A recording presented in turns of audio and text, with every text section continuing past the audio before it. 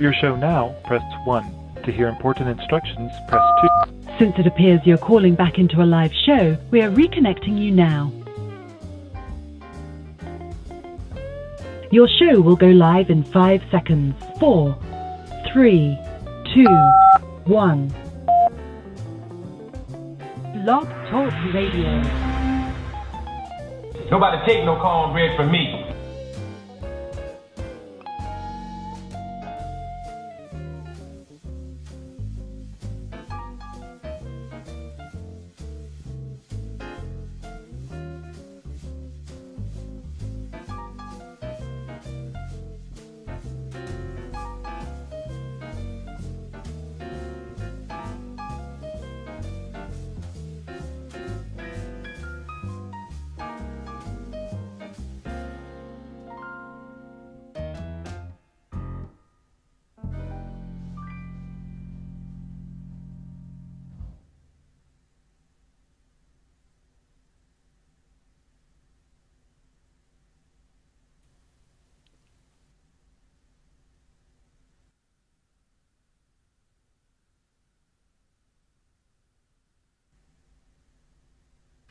Okay, here we go. Let's rock. Why is that so low? Come on, Johnson. That's not right, Johnson.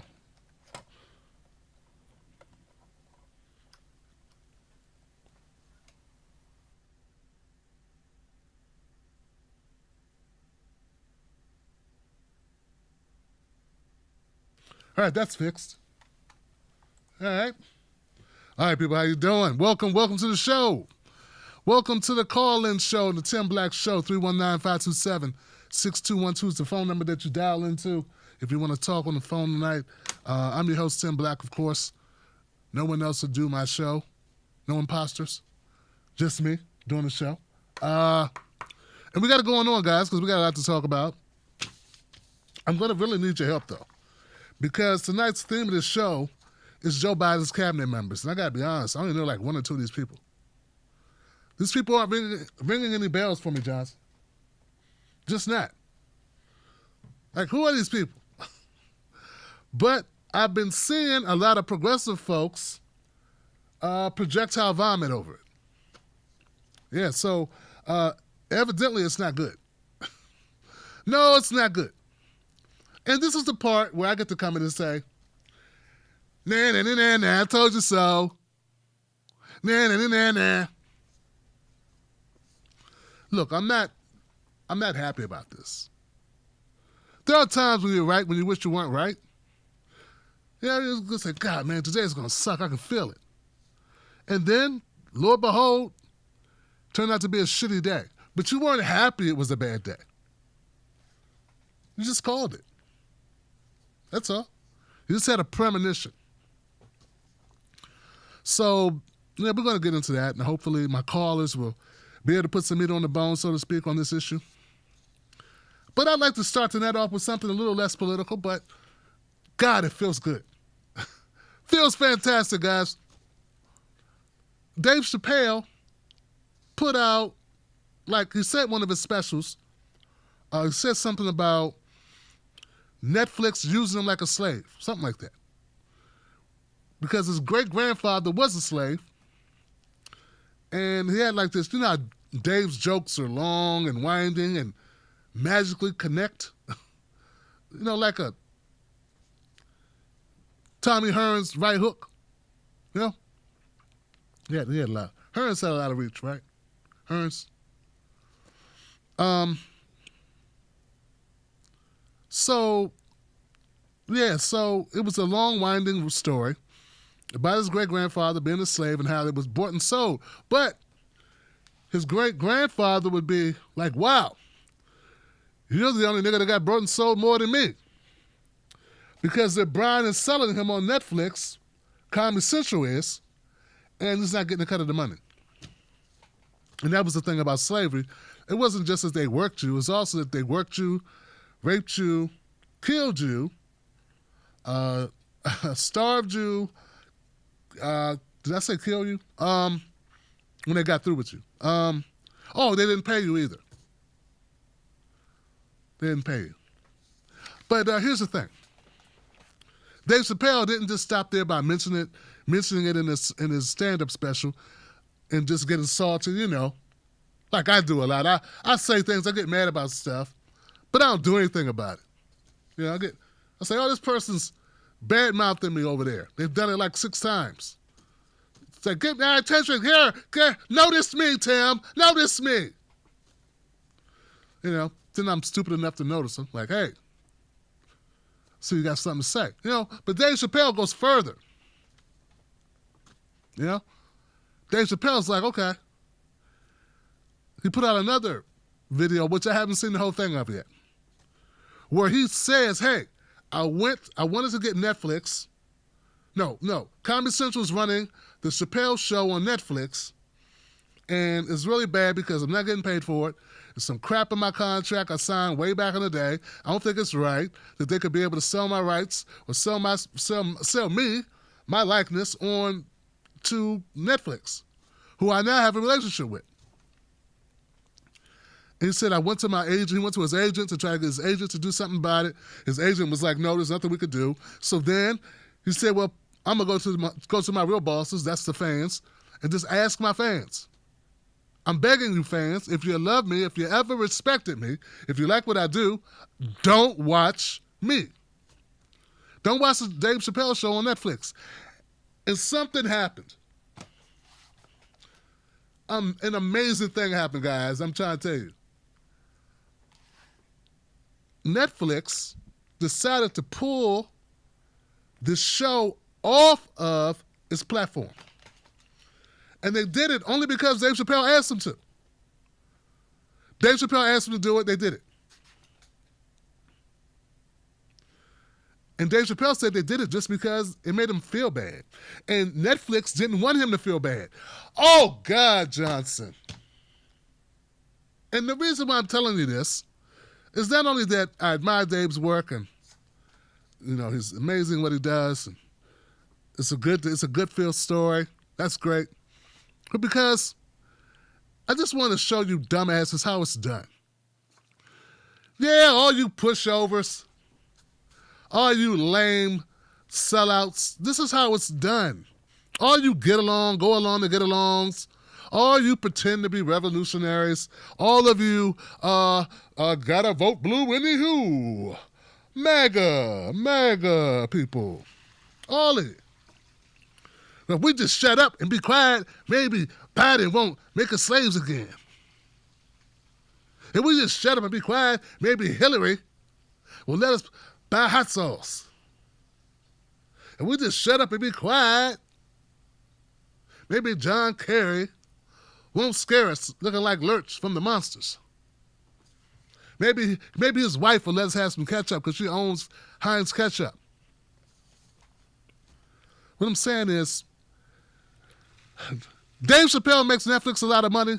They have a relationship together, and they didn't want Dave Chappelle to feel bad. It took money out of their pocket or something. It cost them something with Comedy Central, at least in the relationship, at the very least. I don't know if it costs money, but it definitely, when white people got to stop doing what they want to do and they got to change their plans for you, that's because they respect the hell out of you or they fear you. This is what I'm saying we need to do with the Democratic Party, black people. This is what I'm saying. The left, true left, and my black folks, who I'm trying to get us to wake up and stop voting, just voting like blinders. All right, who's a Democrat? All right, seems like a Democrat over here. Let's vote for this guy. All right. You're touching the microphone. Oh, I'm sorry. I vote for that. It's a Democratic mic, I assume. Well, we just give away our vote because it says D on it. And we don't make people earn anything or commit to doing anything or have any policies that really impact us. And then we get mad at black people that actually do want policies that impact us because now they're impacted my wallet. Because my maths have said, my maths have said. What I'm saying is we need to be able to exert the type of pressure. And Dave Chappelle didn't even look like he pressured him. He was just like, it's going to, Netflix, it's going to be bad. It'd be really nice if you didn't make me feel bad. Do you think Joe Biden worries about us feeling bad? How many people think Joe Biden worries about us feeling bad? Come on, leftists. You think Joe Biden, progressive people, you think Joe Biden cares about you feeling bad? You think he would change his lineup? He takes something off the show because you felt bad about it? Hell no. He said, meet me outside, fat. Come on, fat. Do some push-ups, fat. That's what he'd say. Like he told that Latino dude when he was running, he was like, Latino dude was like, man, you guys supported a lot of people under Obama. You know, you deported my brother and my whole family's afraid if you get elected, you might do that again. Are you going to do that again? And he was like, nah, just go vote for Bernie or Elizabeth or something. It's got my face. It's like, no, it's not that. I just want to know if we're elected, are you going to be deporting us like you did under Obama? You deported a lot of my family, man. He's like, I don't want to talk about it. Just vote for somebody else. I don't have to beg for your vote. I don't ask you to beg Biden. I'm saying if we elect you, are you... So, no, Biden doesn't owe us anything. These people are delusional. They think that Biden owes us something. There is no fear.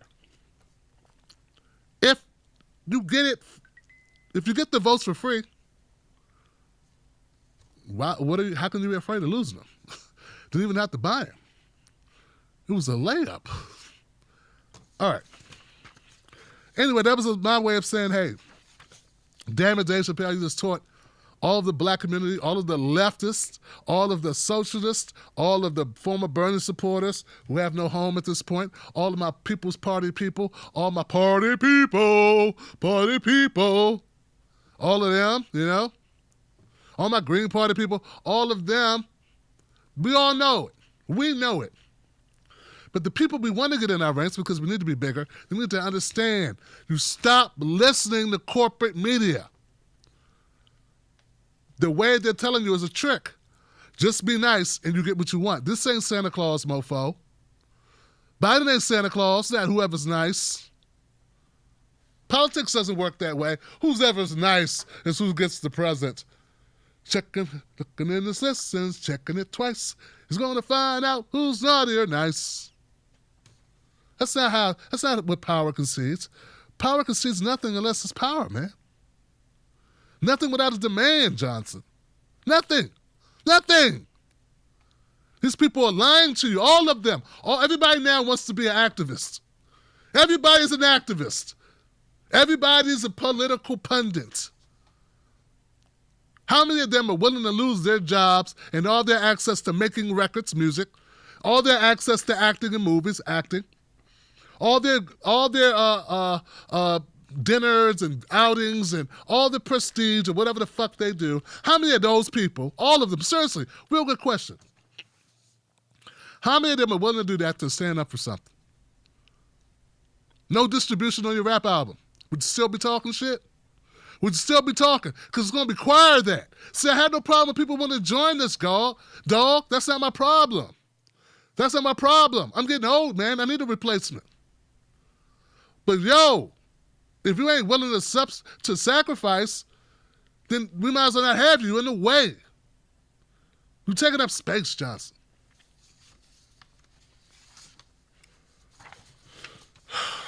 That's what you're doing, man. So all I'm saying is Dave Chappelle shows us exactly what it takes, what can happen, how it works when people want you. And when people are afraid of losing it. That's it right there. That mofo got them to pull his movie down from a place that legally was providing it to Netflix. Comedy Central legally had a binding contract. And Netflix said, we don't care. We don't want it. Because we want to keep a relationship with Dave. They chose Dave over the corporation. See, this is what we wanted to do, Obama, when we wanted LeBron James and all the other athletes were considering a boycott. We were trying to force, you understand, Obama? The idea, the hope was that LeBron James and the rest of the players, all the great players, Stephon Curry, I don't want to start naming names. There's a lot of great players, okay? A lot of great players who care, man. I don't mean to leave anybody out. But I think we can agree that LeBron James is the leader of the NBA at the moment. The idea is maybe if LeBron James had boycotted that the NBA would have been like, ho, ho, whoa, whoa, whoa, whoa. Damn Trump, damn everything. These are our guys. We can't lose them. So we're not gonna play in your city or your state unless you have some substantive reformative measures done with police about police brutality and mass incarceration in that state. We're just not going to do it. We're going to sit out. We're not going to play there. We're going to cost your state money and revenue because we want to keep our guys. They don't even have to care about the issue. They just have to care about their interests, which is LeBron James and all the other players. This is what it meant. This is what we were trying to get to. You just saw it play out with Dave Chappelle. You just saw it. You think Netflix really cares about Dave Chappelle's feelings? You think really the CEO or the board of directors at Netflix sit up at night staring at the ceiling, contemplating jumping off buildings and drinking bleach if Dave Chappelle isn't having a good evening? Is that what you really think's going on? Or do you think it was more that Netflix wanted to keep their guy happy because they can't lose that guy? I think that's what it was. That's all we were trying to get to, you scumbags out there in corporate media. All you losers who got behind Obama, who kissed his ass just because when he pulled LeBron off for that boycott stuff, said he was being too radical. Wasn't too radical for Dave Chappelle, for his own personal gain, and you will applaud Dave Chappelle doing it. I saw some of you applaud Dave Chappelle for doing what we were trying to do that helped us all. This helps Dave Chappelle. What LeBron James and what the NBA players would have done, if they would have done it, would have helped all of us. And you backed Obama against us to keep your fucking seat warm. Folks, that's why I say, I want to be totally transparent, man. I'm telling you from my heart of hearts, man. I want more people in the movement. I want more people to fight with us, fight for us, get on our side. But if they're Trojan horses, if they're fake fighters, if they're fake soldiers, if they're cowards, at the end of the day, if all they're going to do is give us lip service and then jump on board and jump behind Michelle Obama, Barack Obama, Bahama Mama, the Dalai Lama, I don't care who it is. It's not about Obama. It's about anyone with power that they jump behind because they're afraid to be up against them. They're afraid to challenge them. To challenge them on our behalf, the people's behalf. We got to let them go. The only reason why they get to do what they do is that I'm too small. If I was bigger, I'd shut them down. There are people that don't like me. You know what? I don't like you either, motherfucker. Okay? And there are people who don't like me because I call them out and I call shit out. But if that's my only reason for existing, what's your reason for existing other than to drive nice cars? What's your reason for existing other than to wear nice clothes? What's your reason for existing other than to sell out? What's your real reason? I got a reason beyond you. We have a reason beyond you. Both parties suck, Johnson. If you can't even admit that, you're just nothing to even talk about. Dave Chappelle is amazing, not just because of his comedy, not just because of his artistry, not just because he can tell a story in just such a way. He's a great communicator, but he's amazing because he stood up for something. And that's something that's rarely done. Well, sometimes it's done. Every once in a while, there's a glimmer of hope. Like this clip here.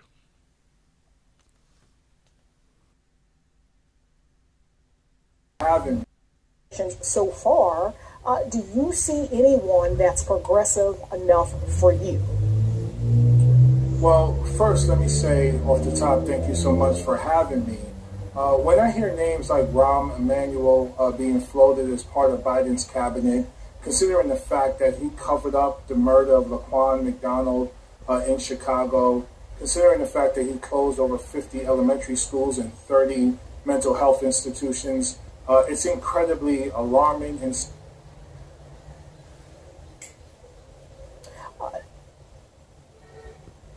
So we lost the congressman-elect there. Sorry about that. We'll try to bring him back at some other point.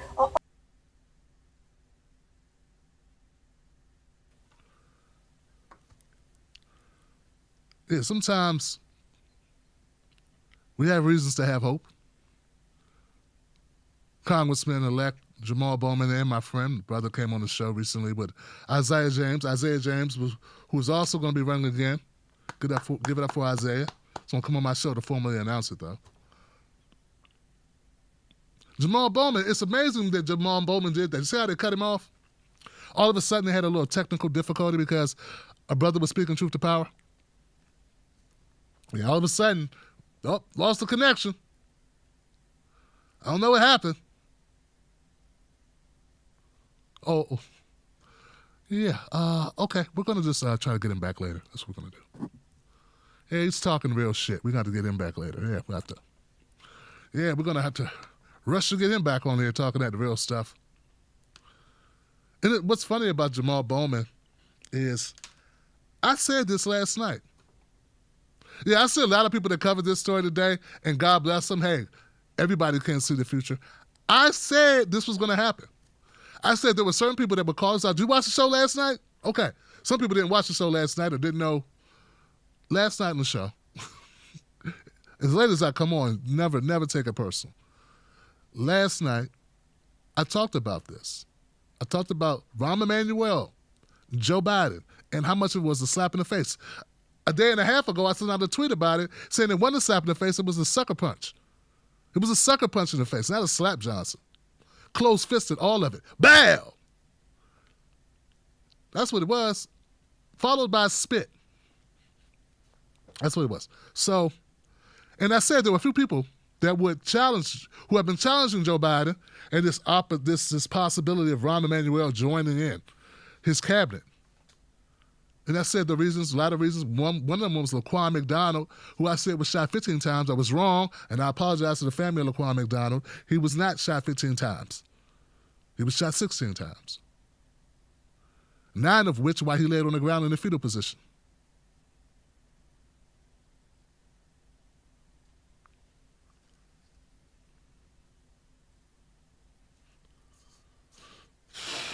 So, then I said there were people who were pushing back on it.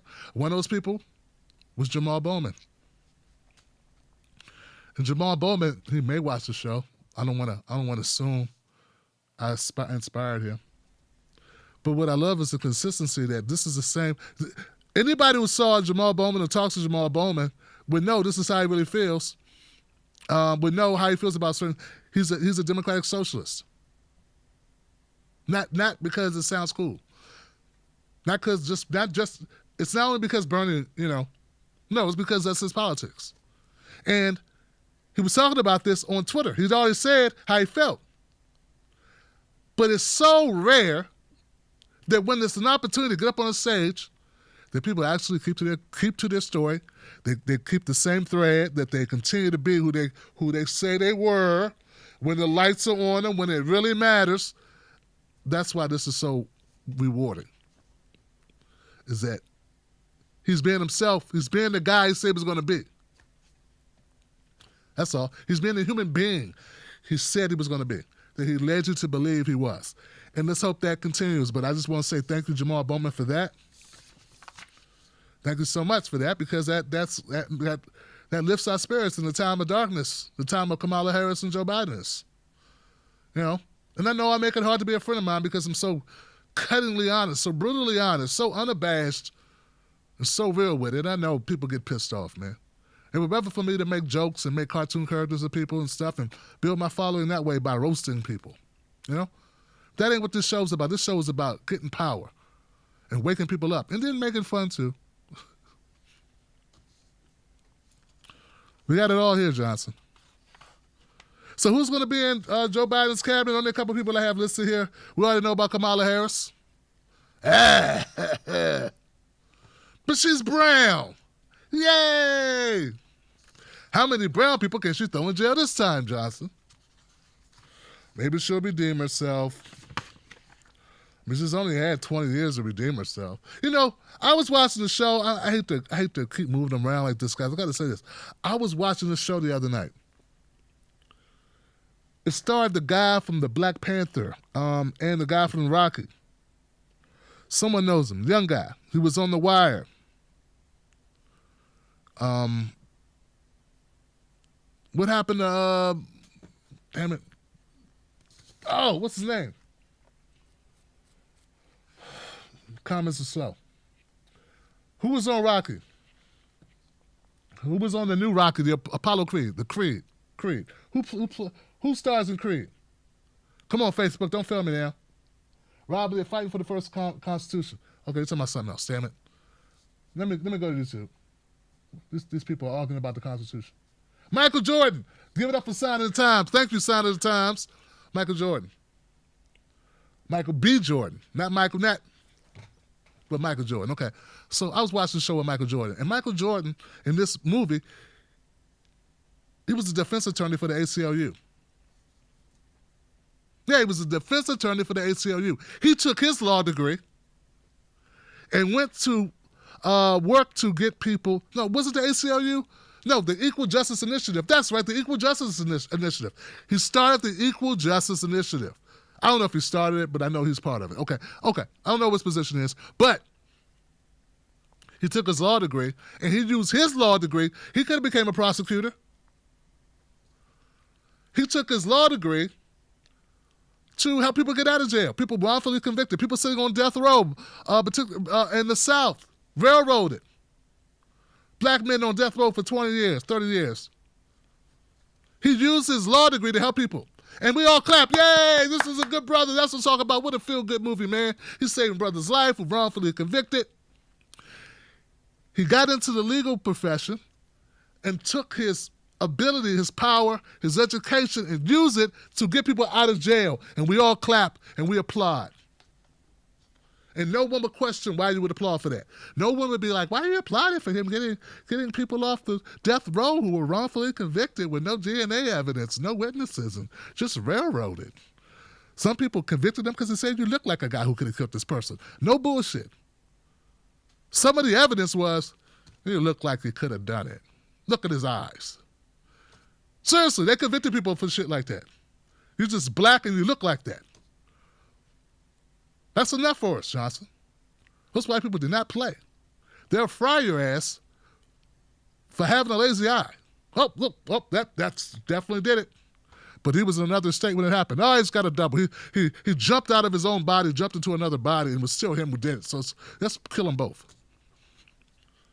What I'm saying is, no one would wonder why you would applaud a character in a movie that was saving people's lives, who used their skills, their education, their law degree to do that. But then people still also don't understand why I would not apply for someone who used their legal profession, their degree, their law degree, to lock a bunch of poor black people up.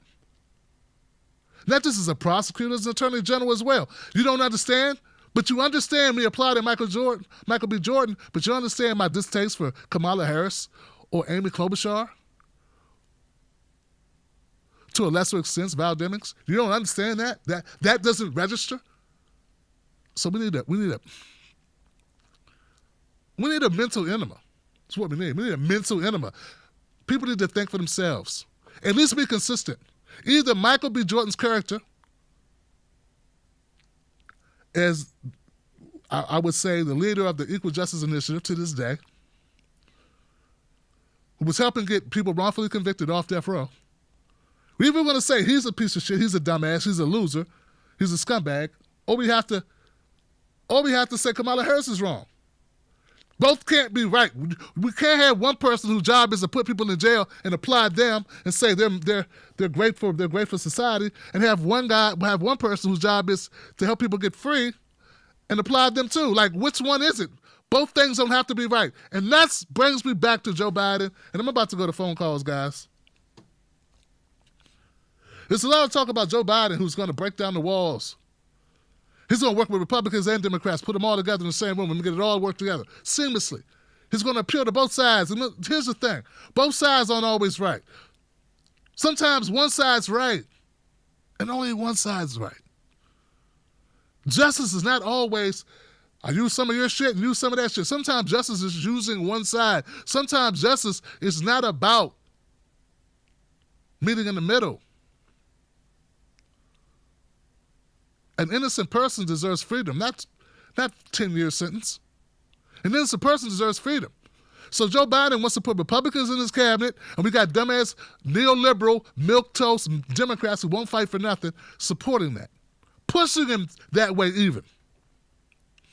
And what I'm telling you is that's just a clear sign that he stands for nothing, he is about nothing, he will get nothing done for us.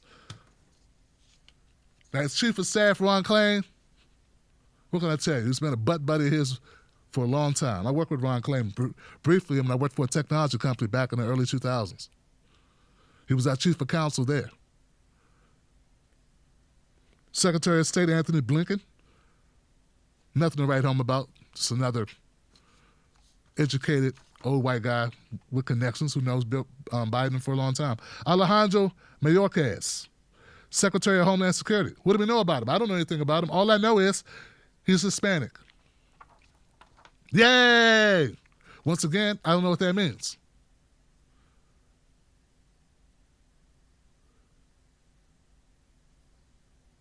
National Intelligence Director Avriel Haines. She's a woman. Yay! What's her politics? Am I the only one who doesn't know what these people are about? Jake Sullivan. Heard of his name before, but who's that? National Security Advisor. UN Ambassador Linda Thomas Green. Black lady. Okay. Woo! I don't know what that means. Treasury Secretary Janet Yellen. Other than having a cool name, Janet B. Yellen. I don't know anything about her.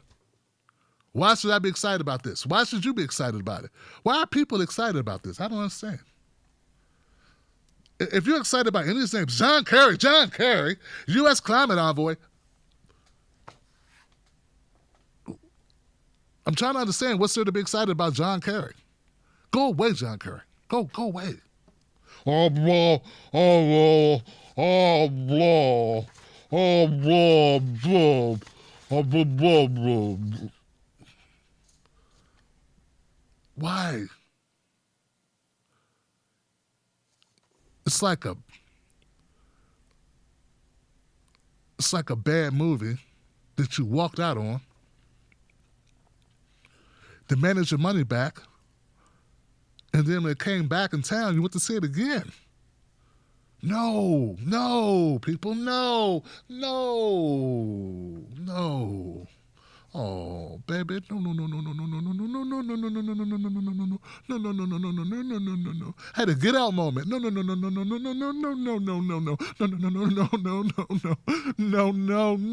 baby, no, lovely. All right, guys. We got a work cut out for us if we want to do anything positive, we want to see any type of fundamental change, we got a lot of work ahead of us. Now, I know you're not going to go to sleep. I'm not going to let you go back to sleep. I'm going to make it a racket. 4 years of a racket. I told you, point blank, they got to come get me, man. That's it. Oh, we got to shut this guy down. Going to have to come get me. Because that's it. Because these shoes are meant for walking. That's what I'll do. Walk all over you. That's what's going to happen. I don't know the word. Something like that, though, right? We're going to have to fight for everything. Don't you listen to these people. This is worse.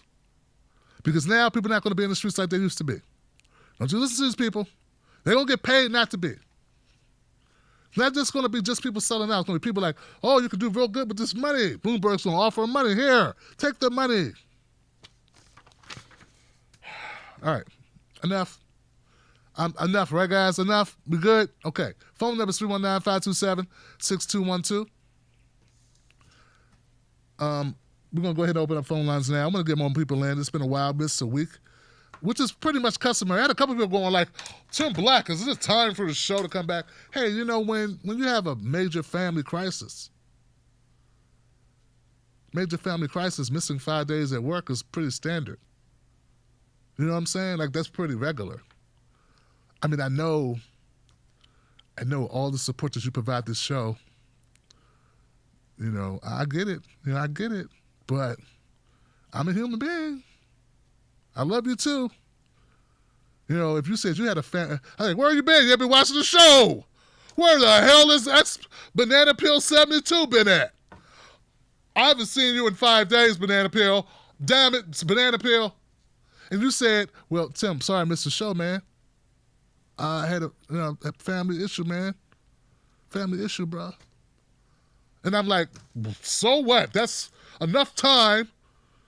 You've taken quite enough time dealing with your family. You're supposed to be watching the show. No, so I don't treat you like that. That would make me an asshole, wouldn't it? And you are.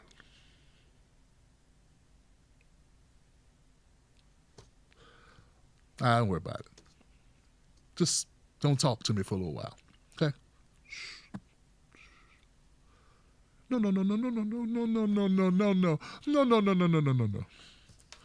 All right, guys, I'm going to go ahead and go to phone lines now. I don't need a break. I'm all rested up. Both parties suck, Johnson. This show is sponsored by Both Parties Suck, Johnson. This show is sponsored by Both Parties Suck, Johnson, the Tim Black Show. This show is sponsored by the Tim Black Show. It's also sponsored by the Tim Black's Wolfpack. Give it up for the Wolfpack, y'all. Yeah, man. Because, look, so that's how it is, man. I got to stop doing it. Don't focus on the loud minorities. Like, focus on the positive. And overall, man, it's been so supportive. So most people were so damn supportive, it's ridiculous. You guys are amazing, man. So, all right. Let's go to phone calls, all right? Let's start it off. I'm going to start off with, we'll put my headphone in first so I can hear the caller first. So how about we do that, Tim Black? How about we have the ability to hear people first before we bring them on? How about that? Oh, there we go. Okay. I'm going to start off with our first call. First call, the 310 number. 310, you're live. Hope you can hear me for 310. Hello. Hey, Tim. Hey, how you doing, smart sister? Yes, sir. How are you? I'm good, smart sister. I'm good. I'm very good. What's going on in your world? Oh, honey, everything. Well, I just want to say all them people having something to say.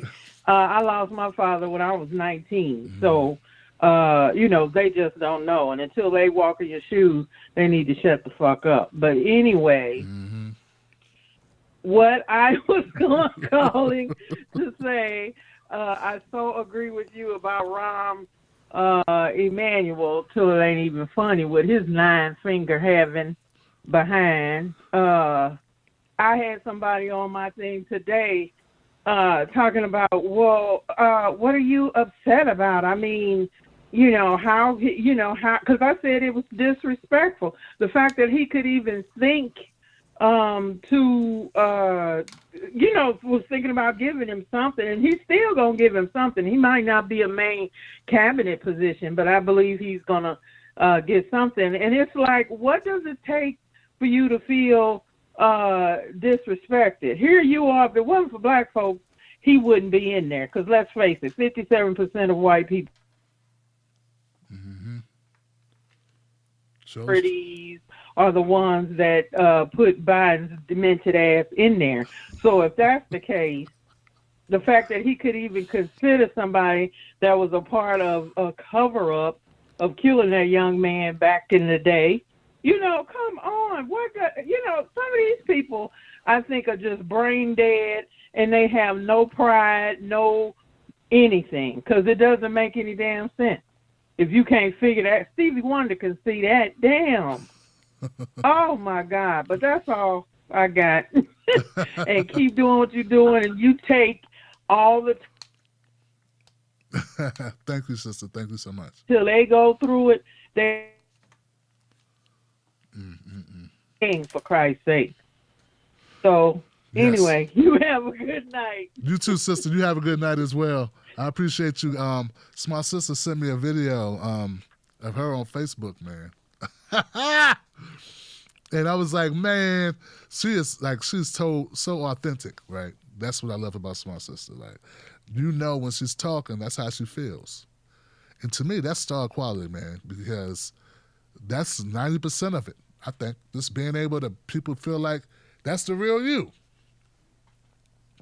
She's a real authentic and human being who's in touch with, and she don't try to hedge. I love it, man. So I encourage you, smart sister, to keep doing your thing, sister. Shine your light on. Hello, somebody. 503. 503, you are in the house. What's your name? What's your comment? Hi, it's Sally in Portland, Oregon, Tim. Hey, Sally, what's up? Okay, well, you know me, I got a rant, and so I'm gonna read it so that you can then move on to your next caller. And I know that many may not agree with my take on all this, but that's okay because we need to work at everything. But for me, this is how I see it. This election was just a step forward. But that's all it was. It's just a step. It gets you forward, but it does not get you home. That is why we have to keep walking it forward, pushing, and not stop. Every step does count, but don't let anyone ever tell us that's enough. We must continue to reach our home goals. Our movement is growing, and it is moving. I voted with Bernie on the path that he asked us to take. Now, I don't voter shame, and I don't like it when other people do that to me. We voted forward and to continue our progress towards our goals. We know that it won't happen at the top until we build and grow our movement in the roots at the bottom, in those cities, those counties, and those state elections. That's where we're going to push. Don't go gentle into the night. Fight, fight, fight. Bernie campaigned on the issues, and not for what was in his pocket, but to get more into ours.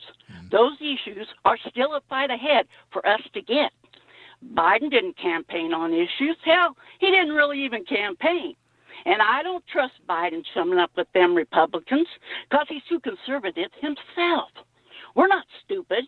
We know who he is, and we know what we got with Joe Biden. And like Nina Turner, I don't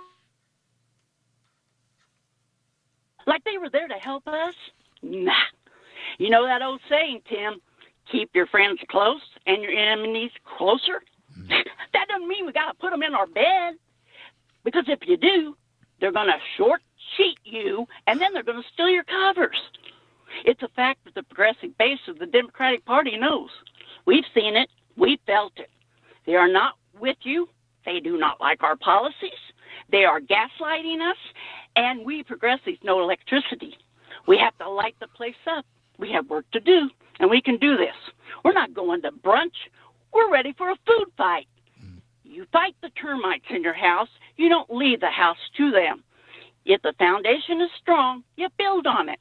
You replace the old bad timber with new strong wood. You build it up again. It will feel new and bright because you're taking it out of the dark and that wrong and the neglected upkeep that has failed it. But if the foundation is still there and it holds to the ground, if you want a new house, go build it. Hey, I'm all for us having more than one house, but I want ours back and where it first rose in the fight. It's withstood the winds of the past, and it can again.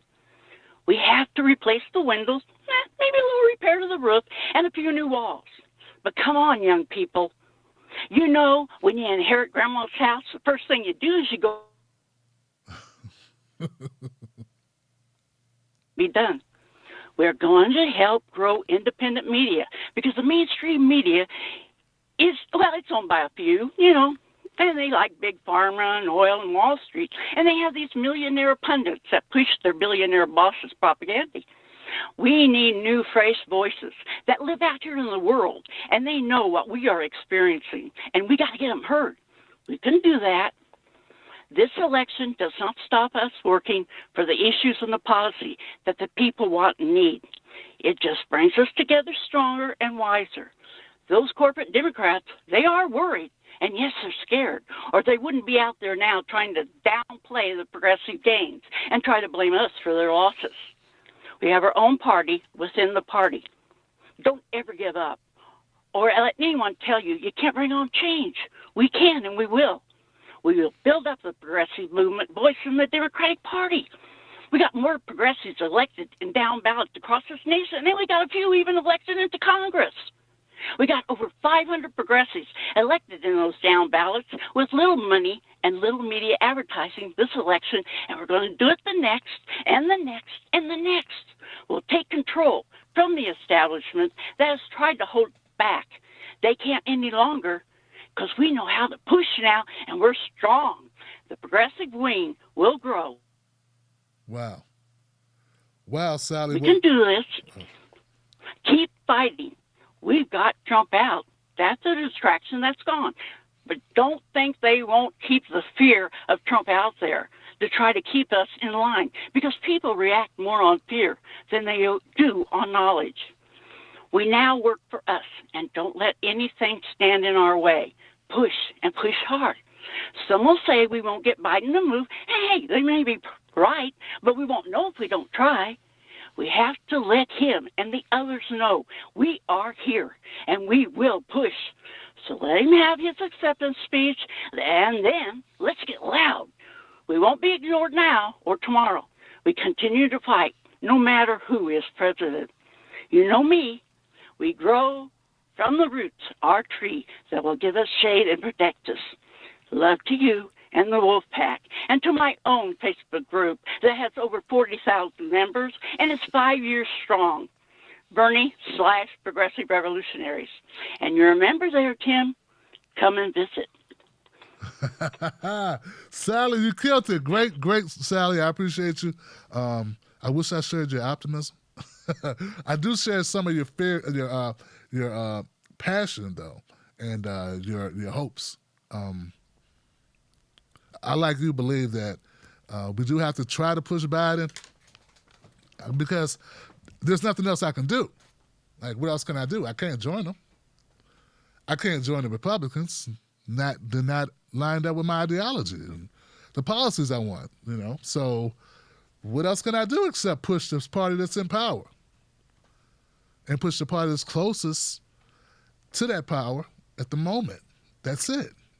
But I appreciate you, Sally, for the kind words and the strong words, I should say, and the Bernie progressives. Yeah. Let's keep the party going, man. We're going to roll, guys. 817. 817. What's your name? What's your comment? Man, I can't believe I got in this early. It's Wyatt again from Fort Worth.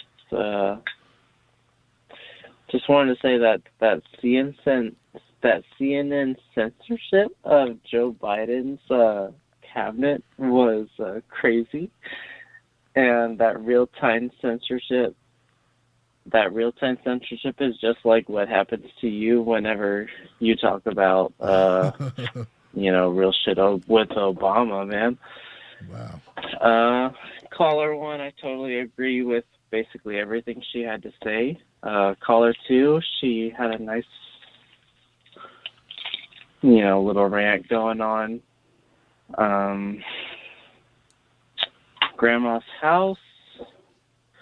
I don't know about Grandma's house, man. I think we should just build us a new house, and that's why I'm for the People's Party. And I think just like the Whigs and, previous duopolies in this country, the Democrats and the Republicans have had their time. It's time to create something new. And both us and the right need to make something else besides these two corporate-owned parties that do not represent the working class, have abandoned us 40 years ago. And just like I said last time, tomorrow, it's just another day for all us Johnsons. Have a nice day. All right, Wyatt, thank you for the phone call, man. Just another day for the Johnsons. This thing doing. There we go. 616. You're live. What's your name? What's your comment? Yeah, man. I'm honored to be here. I have discovered you about a month ago on Facebook. Don't always agree with you, but I like your honesty. and I'm a Hispanic male. I've left some comments on on your chat there. I don't know. I don't think. I don't agree that Biden is the way to go. I think that I can't tell the black people experience as a Hispanic male, and I've been a Democrat all my life. Struggled in that party, and I've seen it go to an elite of white liberals that make up the triangle of New York, D.C., and L.A., and look at the rest of the country. And I really like to be in touch with you. I'm a professional researcher. I research facts, and I'm kind of almost retired professor. So I would love to see if I can how can I help you up, prop you up with more research, because I think what's happening right now is very crucial. You were talking about the selection of Biden's for Secretary of State Anthony Blank. And I just posted on your chat a few times a whole series of links on his background. And perfect man, but he's got the right message. And I believe that independence, economic independence, is what minorities need, and it is what the Democratic Party fears the most. The Democratic Party fears the most is an independent, economically independent middle class of blacks and Hispanics, because when you become independent, when you become a middle class, you start thinking for yourself. And that is the greatest fear for this establishment that we're seeing. And I tell you from within, because I've been very, very, very deeply within the Democratic Party, worked for a president a Democratic president for 3 years. So I'm really concerned about the future of the country. I think that this elite that is on the top of the country right now, if Biden comes to power, is a very anti-American elite. They're not really for you and me. They want us to be part of a new international working class that is going to be directed by the European Union and the United Nations. And I'm talking about paranoid conspiracy theories. I've been monitoring Venezuelan elections since the 1980s, and these machines that are involved in this thing, the New York Times had an expose. Look it up. I'll hook it up on your chat. 2006. 2005, Jimmy Carter warned about this. Jimmy Carter and another person of high standing in the U.S. It was the 2005 Federal Election Commission, where they with mail-in votings, and then we had the addition of these machines that were built in Venezuela, and they were the ones that actually facilitated the winning, in quotes, the winning of Chavez and Maduro's coming into power by these machines. And Venezuela now is a tragedy. Who have left the country, living in the neighborhood countries, is a disaster.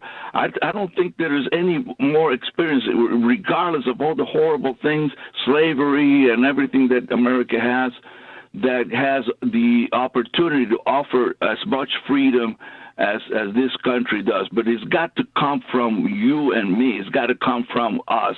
We got to be independent. That it is what independence means. We have to be independent. We got to work with each other. We got to build communities. We got to build communities that sponsor each other. We can't really keep on going depending on government. And these people that are coming into power right now, if they do come into power, how awful a personality Trump may have been, and I did not vote for him the first time. Did not vote for him this time. But he really kind of shook up things.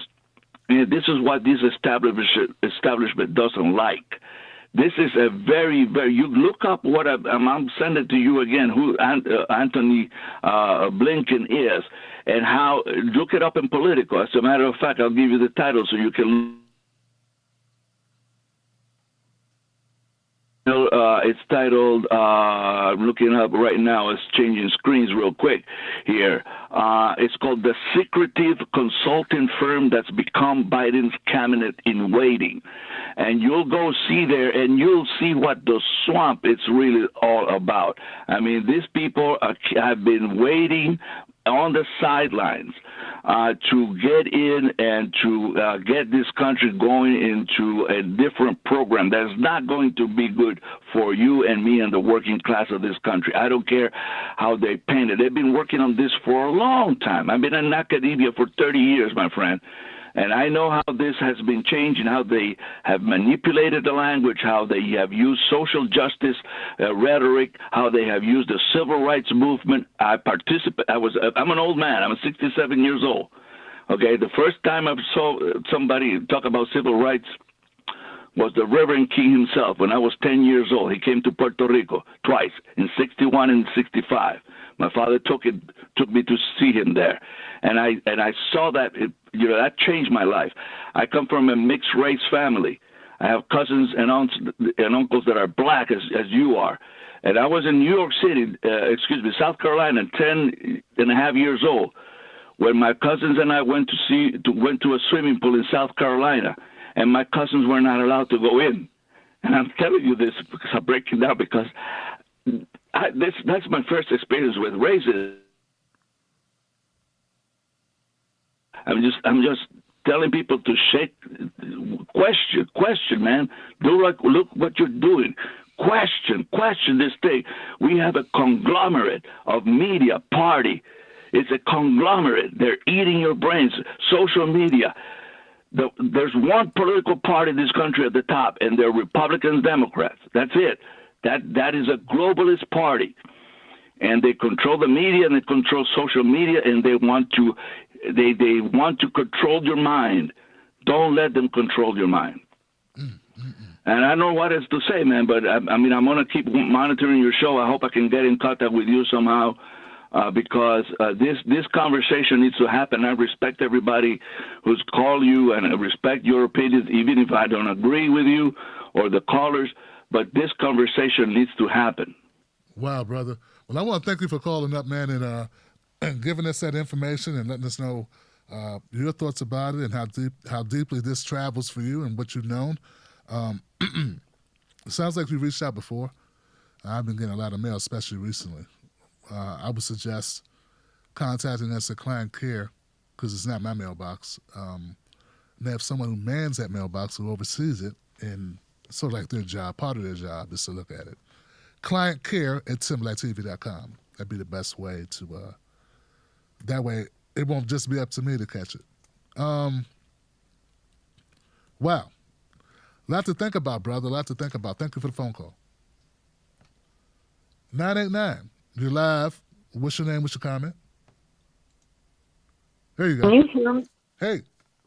Can you hear me? Yes. All right. My name is Lisa, and I'm kind of nervous. I'm not really used to making calls like this, but okay. Take your time. And I thought they were great. Okay. I do watch your show, and all I can say is I hope they make it, because there really isn't much in this country that is good or that will help people to make it. And, God, I'm really nervous, but I just wanted to say I hope Movement for a People's Party makes it. I hope the American people stand behind them. And I really like your show, and I just wanted to say hi and thank you for taking my call. Well, absolutely, sister. Thank you for calling up, and thank you for checking out the show, and thank you for being a listener of the show. We appreciate you. Thank you. Sure. Bye. Bye-bye. That was easy. Yeah, that's a good way to get started. Just call up and say, hey, how you doing, Tim Black? What's going on, man? Thanks for the show. And then next time, push it a little bit further. And, guys, man, it's not easy being on the phone and, people listening to you. But believe me, it gets easier. You'll get like Sally at some point. You keep doing it, you'll be like Sally. She can go on a rant for 5 minutes, man. Bam, bam, bam, bam, bam, Actually, she wrote that stuff down so she would have to, worry about getting nervous. She's going to read it and nothing to worry about. So, different ways to do it. Or you could be like Smart Sister and just speak from the gut. Just bam. Just, Anyway. Different voices. We love it. 504. You're live, 504. What's your name? What's your comment? How you doing, man? My name's Javar. I had called about a couple of weeks ago. I just wanted to call to apologize. All right, man. What you do, man? About the Arab guy. Okay. Yeah. Okay. Thank you, brother. So what else, Yeah. man? What else is going on? Nothing? Well, I don't really want to apologize about him, but I have to deal with these people every day because, like I said, they own all the gas stations. And all the little Man. stores. All right. You said, come on, man. You said you was apologizing, right? Well, don't go back down that road. Don't go back down that road, Javar. Tell me something else, man. What else is going on, man? What's up? I say the reason why I went off like that is because, like, I had a couple of incidents with those people. Okay. And when I heard that, that's kind of like push the button. I got you. I feel you. Right. All So, right. Yeah. and really, a lot of these stores, I can't even go no more because I've been trespassed from them because I got into it with them real hot and heavy. All right, now. Don't go to look. Right. Don't get locked up, Javar, messing with these people now. You know that's what they're gonna do, right? Oh, people in. no. All right. Right. No, I'm not gonna do that. But I just wanted to call to apologize to you for disrespecting your show like that. Oh, brother, I appreciate you, man. Much love, and thank you for Right. for caring, man, for giving a damn, respecting the brother's show, man. I appreciate that. Right. That's right. That's So what's up. keep up the good work, man. No doubt, man. You too, man. Be safe, bro. Yeah, man, that's respect, man. I appreciate that, man. I remember a long time ago I called up Tariq Nasheed's show, man. I called up his show, man, and he clowned me for 20 minutes, man. He clowned on me for 20, 30 minutes after I got off the phone. After the phone. It's like, damn, bro. And then I was new. I was like, this is like 6 years ago. I'm like, damn, man, And I didn't even disrespect this show. Brother went ham on me, like making jokes, and that's what he does, man. It's like, man, he thought I called this show up to try to use him or something, but that's not why. I really wanted to know what he thought about this story, about this issue, and he took it the wrong way, and then him and his people had fun. It's probably still out there somewhere on the internet, man. So sometimes people take things differently. They don't know who you are. He don't know me. He just thought I was trying to be, I don't know. He was going through something with a couple people on the internet. I guess he just figured I was one of these people that was playing games or trolling, but I wasn't. I really wanted to know his opinion, and he was one of the few people with a platform, black guys with a platform, that talked about issues, black issues. And I really wanted to know what he thought. And he was like, cracking. You know what I'm saying? He was trying to roast my ass. It's like, damn, Tariq. You know what I'm saying? What's up, Tariq? But it's all good, man. I saw that. Why am I talking? I'm going next call, man. Nobody care about that. Some people do, though. Some people are like, what? Tell me more, man. What happened with you and Tony Dog? What's up, man? 570. You're live on the show. What's your name? What's your comment? 570. You're live on the show. What's your name? What's your comment? 570.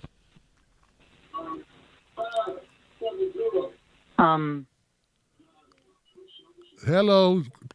Please cut down that device or whatever that is, and you're live. Hello? Hello? You're live. Oh, sorry.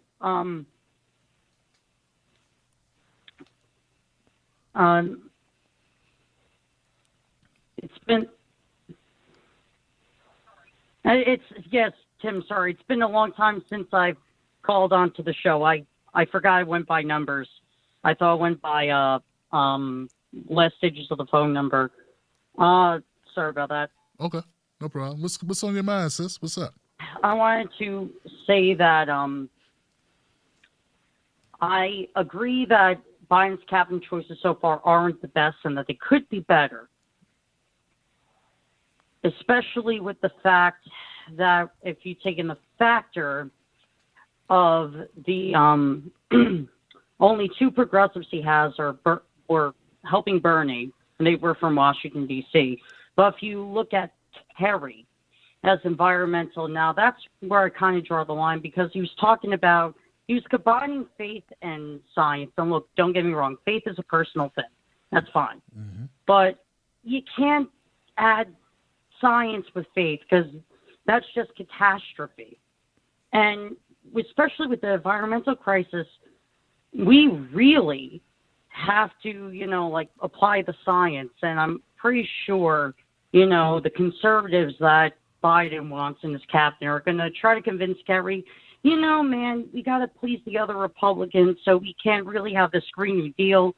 Yeah, can you imagine what this country would be like if we, didn't, apply the complete New Deal, how much of a disaster we would be in? That's kind of like the Green New Deal. You can't just have one thing. You need to apply the whole thing. And it drives me up a wall that it's so getting criticized by these corporate Democrats and Republicans, and they pretend to play political theater. Oh, we're for it, we're against it. No, you're both against it. If you were for it, then you would, forced Mitch McConnell to bring it to the limelight and take it off his desk. But, it's just maddening right now. And to give people hope that voted for the People's Party, just remember at one time, the Republican Party was the third party, and it beat out the Whigs. So there's a chance.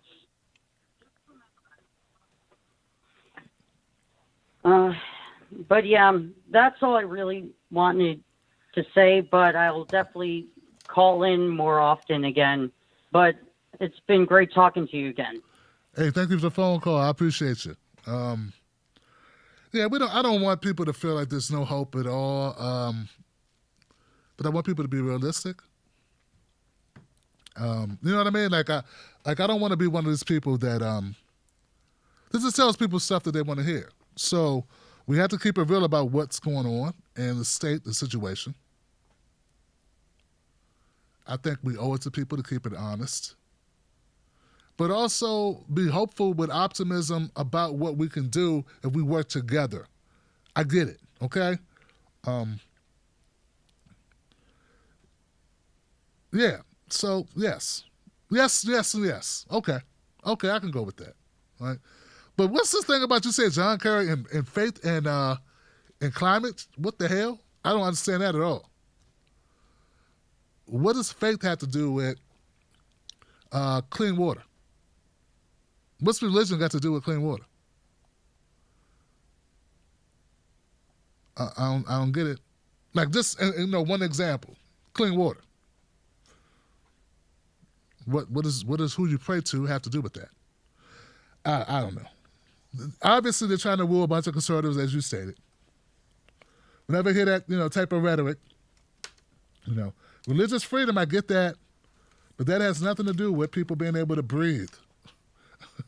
And that, in the cities where they dump most of their crap, in poor communities where they dump most of their crap, in the rural places across the country. I guess maybe they could look at faith.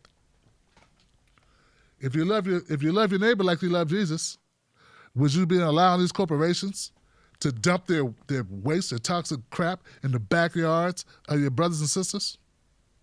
How about we go that way with the faith? How about that way? Fat chance, right? Right. All right. 808, you're live. What's your name? What's your comment?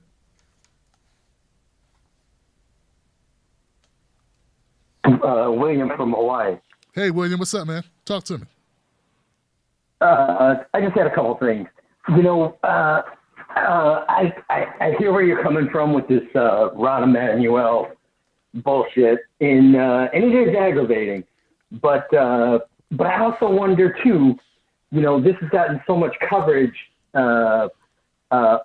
throughout progressive media, and also in the written word with the New York Times, with all the big corporate entities as well.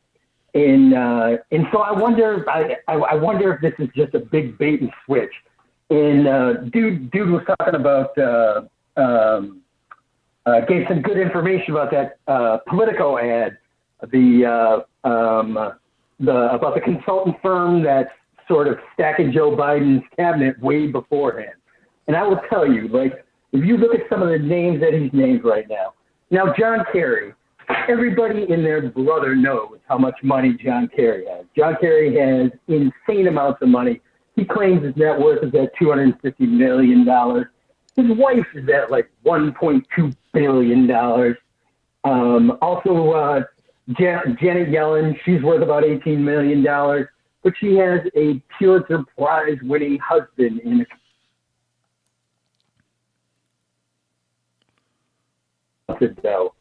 But I had also seen that Politico ad a while back and started researching some of the possible candidates, and some of the people that they discuss in that article also sort of came to fruition. They're like the names that you saw announced today about Biden's candidate.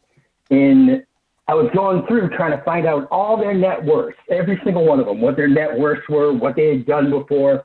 And I'm telling you, Tim Black, this sounds like I'm some crazy, like, nut job Q idiot, but I went through each and every one of them. Linda Greenfield, the U.S. ambassador, worth $1.5 million, $1 to $5 million estimated. You look at, he's estimated $1 to $5 million. Alejandro Mayorkas, net worth estimated $1 to $5 million, and this is like all the way through. Every single one of them is estimated at $1 to $5 million, and you have to go through to like get any information on any of these guys, man. You got to go through like page 5 or 6 if you're just doing like a straight up Google search to find any kind of information on any of these dudes, man. And so to think that, CNN, MSNBC, Don Lemon tonight. And he said before, she was talking about, keep your enemies close or your friends close and your enemies close. It's just like she was saying, you gotta watch you some Don Lemon, as painful as it can be. But Don Lemon was talking about these folks like they were the end all be all. They were going to step in and save the entire government. And I do not doubt that they were distracting everybody with the researching Rahm Emanuel while they were scrubbing all these other corporate shills to no end. And it kind of reminds me of like I was watching the coverage of how these folks were.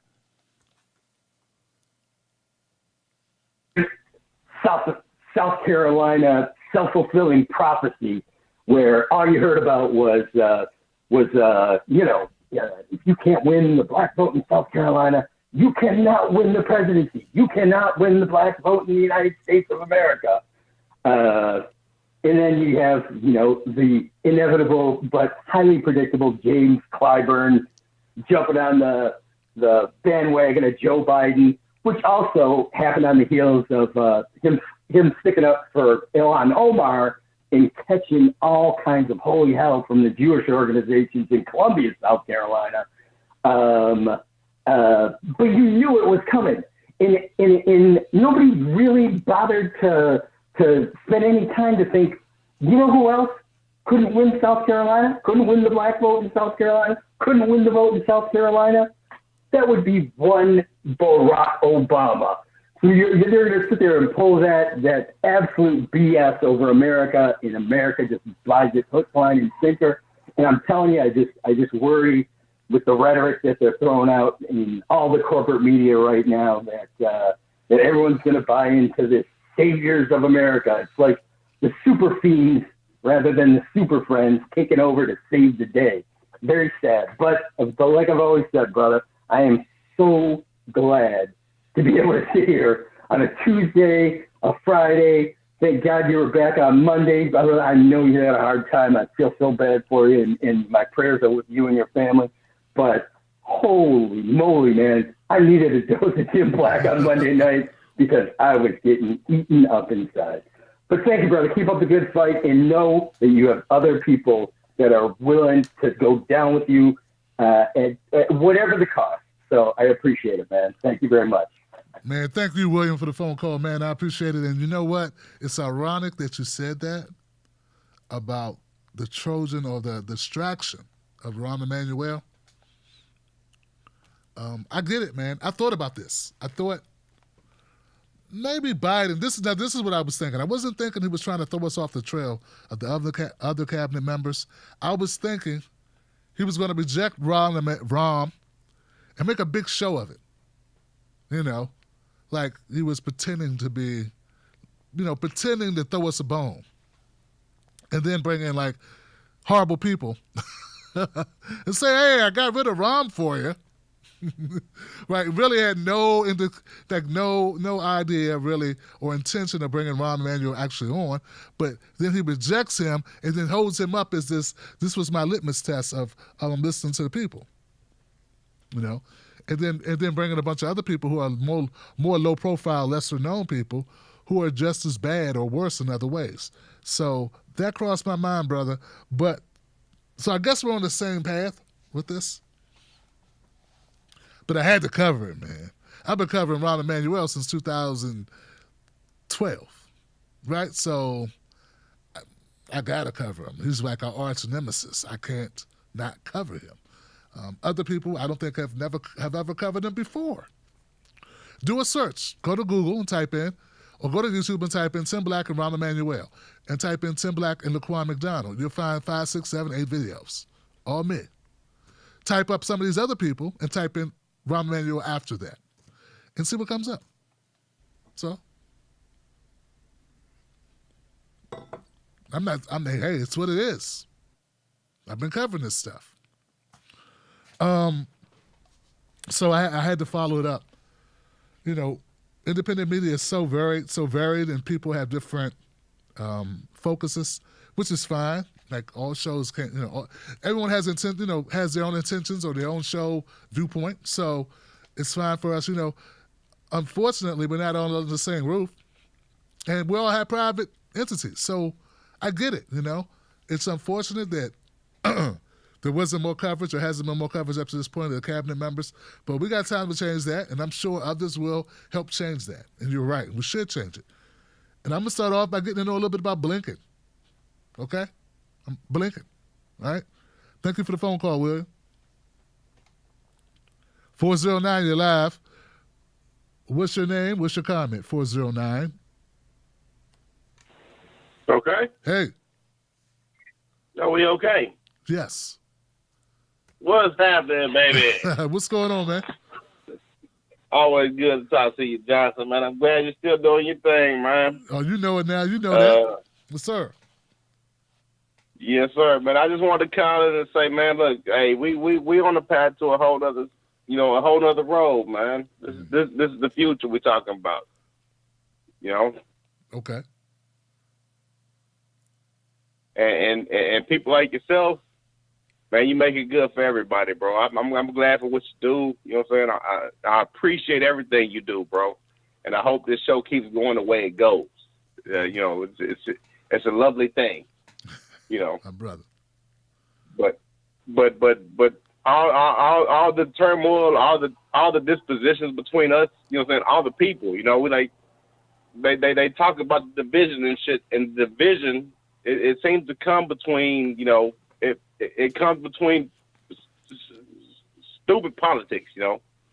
We ain't got to fight about this shit, bro. We all know where we're heading to, man. We're heading to a different time, man. This is a different time. And I probably should have drank as much as I drank before I even called into this show. But, man, I love y'all, man. I love y'all, and I love everybody, man. And I just hope that we can find a path to get on the same way, man. To the elephants in the room, the Trump supporters, so the people who think that the country has been divided, we only divide ourselves when we start thinking that we are different from our brothers and our sisters, man. This is one love, man. One love, One love, man. One love, man. One love. Well, thank you for the phone call, my brother. I appreciate it. And it's good to get a positive call, man, even if it, hey, man, whatever you're drinking, man, save a little bit for your brother, Tim Black. And, hey, I wish, I would love for it to be that way. That would be great, man, if we all could get on the same page. But until that day happens, man, you know what I'm saying? I got to make sure on the page that we're on that I'm pushing for you and what's best for you, your family, your cousins, your aunt, your uncle, your sisters, your neighbors, your brothers, your sisters. We have to, that's what I'm about, right? Because if not, these people are bad, man. These people are corrupt. Real talk, man. I wish I could sweeten them up, make them nicer. I wish I could pretend that they were, really nice people. Yeah, that there's good people on both sides. Sometimes there ain't good people on both sides, man. Sometimes on one side are the people trying to survive. Like right now, millions of people are facing foreclosures and evictions. And on the other side, some corporations like Jeff Bezos make record earnings. It ain't both people good people on both sides. One side is making lots of money, and the other side, people wondering if they're going to live in the woods. So I got to be fighting for these people because these people good. You know what I'm saying? And these types of situations play out in so many different ways. So that's how I look at it. I wish we were all equal. I wish we had as much political clout as these people. I wish we had as much say as these people and as much access to resources as these people and access to politicians as these people, but we do not. And until that day comes, I and you and we must fight for these people. I know you feel me, dog. I know you do. Thank you for the phone call, my brother. 347. Booyah, 347, you're live. What's your name? What's your comment? Yo, what's up, Tim? Hey, what's happening? Oh, good. Yeah, I'm listening to your, I just wanted to ask you, because you're the new black media, and I want to change my whole conversation. Why? What is it that you support the Green Deal and the whole Bernie Sanders thing, knowing that we have a black agenda? What's the point of that? What's the point of supporting the Green New Deal? Or the whole Bernie Sanders agenda? I mean, let me preface it. You guys are educating a lot of people on, the political sphere. A lot of people listening to you. So, I feel like we have a black agenda, and I feel like you push that a lot. So, I mean, in short, what is the purpose for going with the Bernie Sanders agenda? Oh, okay. So for me, for me. I mean, for us. The Bernie Sanders agenda really doesn't, well, I'm not going to say it doesn't exist. Obviously, Joe Biden won. Okay, so the reason why back when I was supporting Bernie Sanders for president, both in 2016, along with some other people that you probably listen to in the ADOS community, you can find documentation that they supported Bernie as well. I did so because I believed in the policies. Those policies were, free college, end mass incarceration, legalize marijuana, expunge records, Medicare for all, of course. Okay? These types of issues are important to my family, people that I grow up with, people that I knew. That's what's important to me. Now, I support reparations as well. It's not either or. It's like, yeah, we've been fighting for reparations for as long as we've been free. So I'm not opposed to that at all, brother. It's not an either or for me. I don't think it should be for you. But that was what was driving me for support for Bernie. It was just looking at his policies. There was no other candidate who came close to the policies that he was fighting for. Federal jobs guarantee. People needed a job to get a job in the government, like people did in D.C. here, where I live at. People in D.C., man, all the kids had jobs in the summer. All the single moms got into jobs programs. I seen it play out. I saw it change lives. I saw it change generational change in those lives. I know people, I saw it really happen. Some people don't believe it because they haven't seen it. I saw it happen under Marion Barry. That's why he became the mayor for life. But so those are just a couple of reasons why I support it and why I still support those policies. But I also support reparations, and I will tell anybody that. Right. I mean, I didn't imply the reparation thing. I guess when I said black agenda, that might imply it. What I mean is that, like, it seems like that whole Bernie thing with the in the mass incarceration, all the things you mentioned, it's like a class-based incentive where it's going to lift a whole group of people, but it seems like we get lost in the whole mix of that. And you know where I'm going with this. It seems like another bait and switch. All right, we're gonna take care of a whole lot, but yeah. Yeah, you mean I know what you mean. Focus policies on black people. Yeah, black people specifically. Yeah, I know exactly what you mean, and you're right. Yeah. There is no argument against that. None,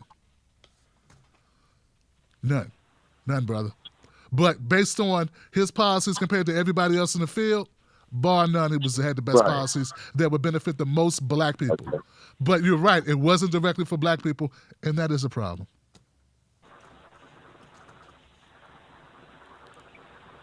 All right, fam. Anything else, bro? Yeah, no, I mean, your volume keeps dropping out. I just want to say this, too. I don't want to be negative, but I did call to be negative. A lot of your callers, they calling you. Maybe I'm doing the same thing. It's like your therapy.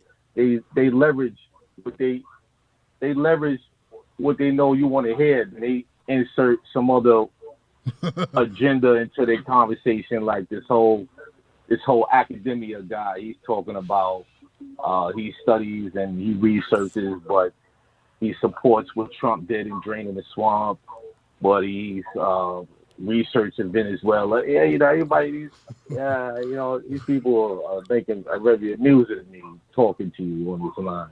I just had to say that. I had to be negative for a little bit, but I appreciate it. I'm calling from Harlem.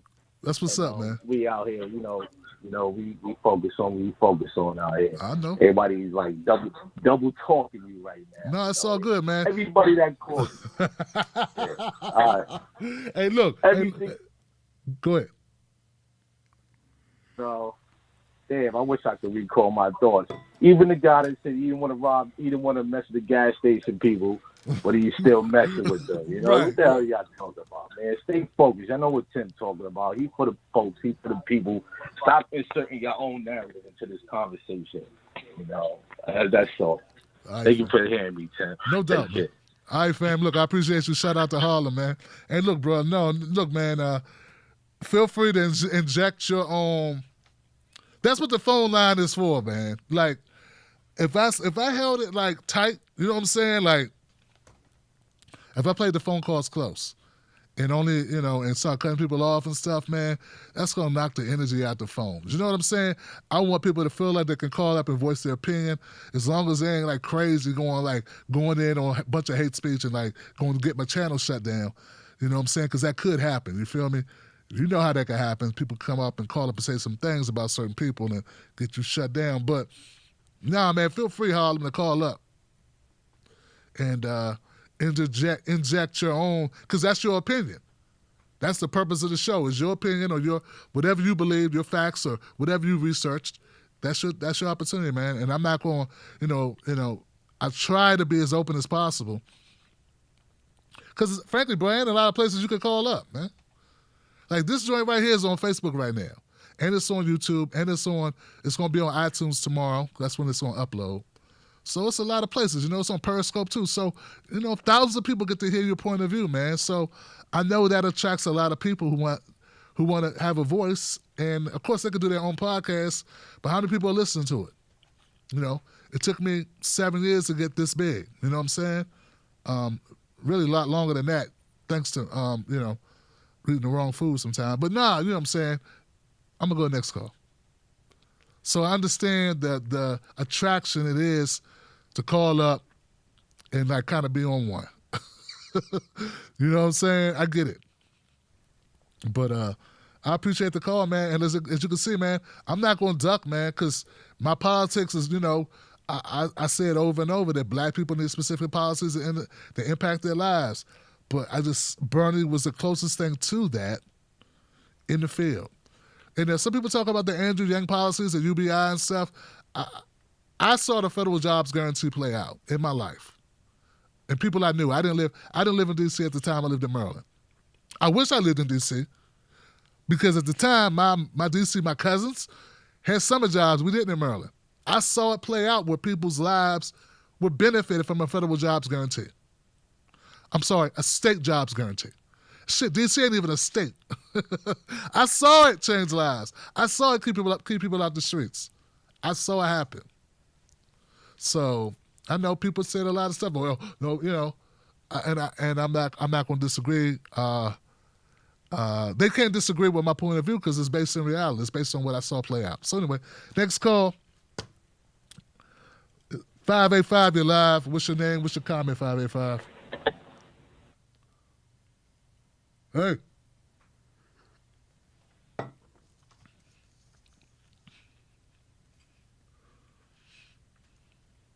I lost 585. Okay. 630, you're live. What's your name? What's your comment, 630? Hello? Hey, what's going on now? Hey, Tim. How you doing? I'm good. All right, man. I just wanted to let you know I've been a long-time listener. I was the first-time caller.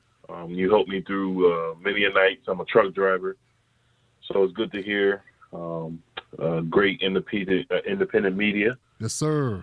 You've had some great moments that were memorable to me, especially with the Cornel West and the Nina Turner interviews. I've been a supporter of yours for a long time. Wow, I also wanted to tell you, sorry for your loss. I recently lost my mother as well. I know you lost your father, but I'm going to get to these comments. They're a little scattered, but, just bear with me. All right. I just wanted to talk about just any things that are spanning back from, from a while. But the one that came to mind was the funniest one to me, was the Van Jones issue. That rubbed me the wrong way. You got a man of that stature on TV crying like that. That was embarrassing. I seen your video about it. It gave me some type of comedic relief that I needed. But yeah, I just wanted to just tell you that was embarrassing. It was. I've never seen anything like that before, man. Now, but hold on, brother, before you go on, do you have a problem with brothers, black men, or any men for that matter, but specifically black men, expressing their emotions? Do you have a problem with that? And do you think it's wrong for us to do that? No, sir. No. Okay. I believe that there was no authenticity there. You could tell it was no real tears. There were gator tears. He was trying to make it was more about him than anything. He talked about his children, but at the very same time, it was just confusing. And it was embarrassing because, when he did that, the only thing that stood out was, people making fun of him for doing that. And I'm not making fun of men expressing themselves or being emotional or being vulnerable. Right. I'm all for, for people to do it, but that was just, that was a whole nother level of just embarrassing. Got it. Thank you. Yeah. Also, I wanted to just talk about a little bit Kamala Harris. You made it. I just want to give you the credit where credit is due. You kind of pointed out all those issues to me as an uninformed voter at the time about all of her horrible records as a prosecutor in the state of California, and it just, no cops. So I was on that wave with you, and I agreed with you on a lot of those points. We don't need a person in that type of, especially in the climate that we are in America, with the police brutality and the mindset of the police. I agree with that very much. I have a degree in criminal justice. I recently just graduated. So just how I think policing in America should be done, it's not done that way. But yeah, you brought the attention, and I want to just give you the credit and thank you. I want to thank you for bringing that to my eyes, so I didn't get the identity politics pulled over my eyes. So the whole, pointing that out, and then the whole no Joe, I agreed with you there. I was a Bernie supporter, but I had to vote Green Party. I couldn't bring myself to vote for Trump or Biden, so I had to end up voting the Green Party, Howie Hawkins. I'm very hopeful for the future about the People's Party. Hopefully that gains the traction and the momentum, and that gives the progressive voters the voice that they desperately need to be heard. Give it an avenue to be heard. All right. Yeah. Yeah. I don't have too much, man. I YouTube, and I seen, and I never really called because I'm always working, but I had the day off, and so I just wanted to just call and tell you I thank you, and I appreciate all the information you do bring to me. So it's really helpful. Hey, well, fam, I appreciate you calling up, man, and let me know what you think and sharing your opinion about it. And I appreciate that. And also talking, and the reason why I wanted you to elaborate about black men showing their emotions and expressing themselves, because a lot of these fake-ass people were trying to change the subject. They were trying to make it about us, as if we were saying black men can't express themselves. People on this show have seen me express myself and show emotion. I fully support any human being expressing whatever's going on in their lives, and I applaud people having the courage to be vulnerable, to open up, to be authentic. So I take a lot of offense, man, to these people trying to run interference for Van Jones because they want to be on the right side, and maybe Van Jones has sway, or maybe they could come on his show, or they want to be in right with the right people. That's one of the reasons why I say, man, this year is going to be a very big year for us, because I believe we're going to be reaching more people, and our message is so straightforward and clear and honest that people are going to realize it. For instance, we don't need to be all scientific, like very basic. If you watch sports, okay, there are these things called fouls, okay? There's fouls in baseball, not so much baseball, basketball, football, soccer, okay? Fouls. Now, a foul helps you or hurts you, right? So there are players who will pretend to be fouled when they haven't been fouled in order to get an advantage on their opponent. One of those so-called players who did a lot of that, was notorious for it, was Lambeer, who played for the Bad Boys, right? The Pistons. Lambeer was a great flopper. That's a guy who pretended to be fouled and he fall down like he got hurt. Now, I couldn't stand Lambeer. And when he flopped, I never felt sorry for him. Him and Danny Ainge, also Danny Ainge. Now, because we knew he wasn't really hurt. When he fell, he started throwing his arms around and kick his legs out, act like somebody ran over him and really hurt him, when actually, when you look at the replay, he was barely touched. The reason why we didn't feel sorry for him when he fell on his head or fell on his ass was not because we wanted him to get hurt. We didn't feel sorry for him when he cried and laid on the ground because we knew he was pretending. Now let me bring you back to Van Jones. Van Jones was flopping.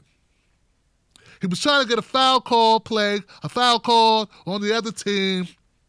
He was trying to get somebody thrown in the penalty box. He was trying to get a free kick on goal. You know? He was trying to get extra yardage or whatever he was trying to get. Listen, guys, it's that basic. So to all those people running interference, pretending not to understand, which is the most infuriating thing about this, is that you know damn well they know what I'm talking about, don't they? Come on, Harlem, you know they know what I'm talking about. They know what I meant. They knew what was up. They knew Van was faking, but they're willing. They're willing to lie to everybody watching just to keep their pockets tight. Well, keep the money coming in and keep the right friends. And that's how I keep saying it, man, we're going to have a hell of a year because there's going to continue to be opportunities like that for us to stand up and stand alone and be willing to call bullshit when we see it. And we know damn well those people who got the new podcasts, the new shows, the new access, the new faces of media, whatever they call themselves now, are not going to have the balls or the vajayjays to stand up, to say what's true. The Van Jones was flopping, damn it. I saw him kick his legs out. No one touched him. He wasn't hurt.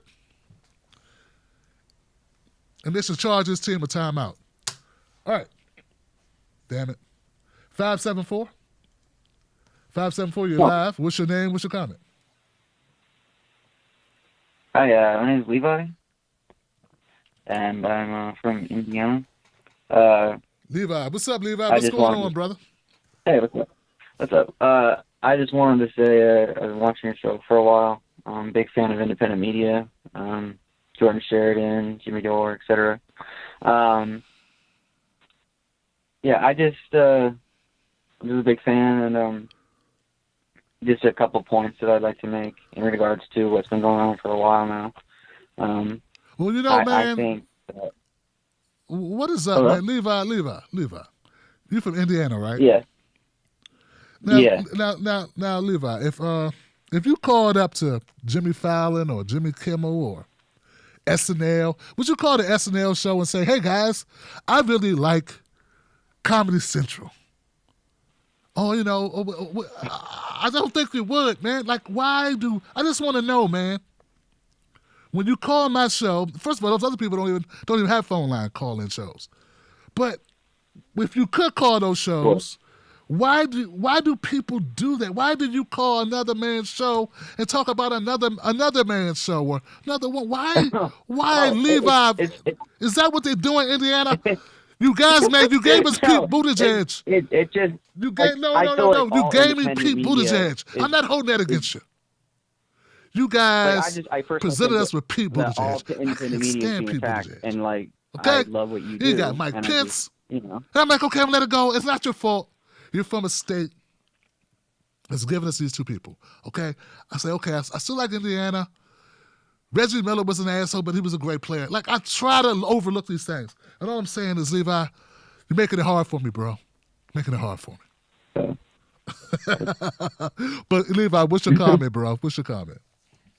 I was just going to say, like, I think where we're at, you know, that letter that MLK wrote in like 1963 in regards to the white moderate, I think that's what the Democratic Party is at.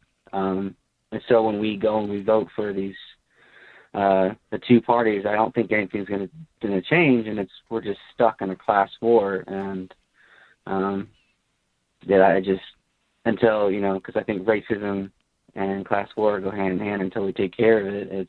We're just stuck in this revolving door of we go out, try to get change, and nothing's changing. people are, specifically black people, are being killed, in the streets, and then we just move on from it over and over and over again. Anyway, that's all I had to say. It just really sucks with what's going on, and really appreciate your show. Hey, Levi. Hey, thank you, Levi, for calling up, man. I'm just giving you a little hard time here, man. I'm just being serious. But, man, I just don't get it, man, Levi. I don't get it. Hey, baby, I love you, man. You, man, baby, you are special. But, I also love Denise and Stephanie. Wow, I like all the girls, I like you, too. The fuck, man? Like, you know what I'm saying? You know what I'm saying, Levi? You know what I'm saying? Get what I'm saying? Happy holidays. I'm going to go next call, man. I got to have some fun, man. I haven't had a show. I haven't had the ability to have a show because of all the stuff that's been going on, so I'm going to have fun. What's going on with the phone calls? Hold on, man. Okay. I see Lisa's still hanging out. What's up, Lisa? You still in the queue? I have a 585 number. 585, you're live. What's your name? What's your comment? Hey, Tim. Hey. Can you hear me? I got you, yes. Hey, this is Gil. I'm out of New York. All right, Gil, Rochester. what's up? Yes. I just want to say, first off, thank you for being a real voice for the people and actually being real media. It's something that has been lost for a long time in this country, from what I understand.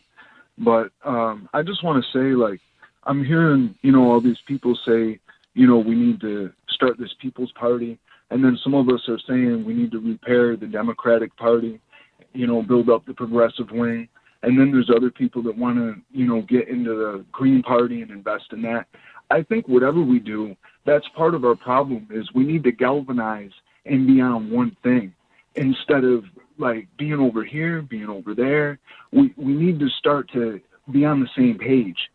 And I think that's the first step that we need to take. I don't know how, but somehow that's what we need to do. We need to come up with a platform, and we need to unite together. I mean, guys like you and other guys that are independent, I think that you guys could really build something.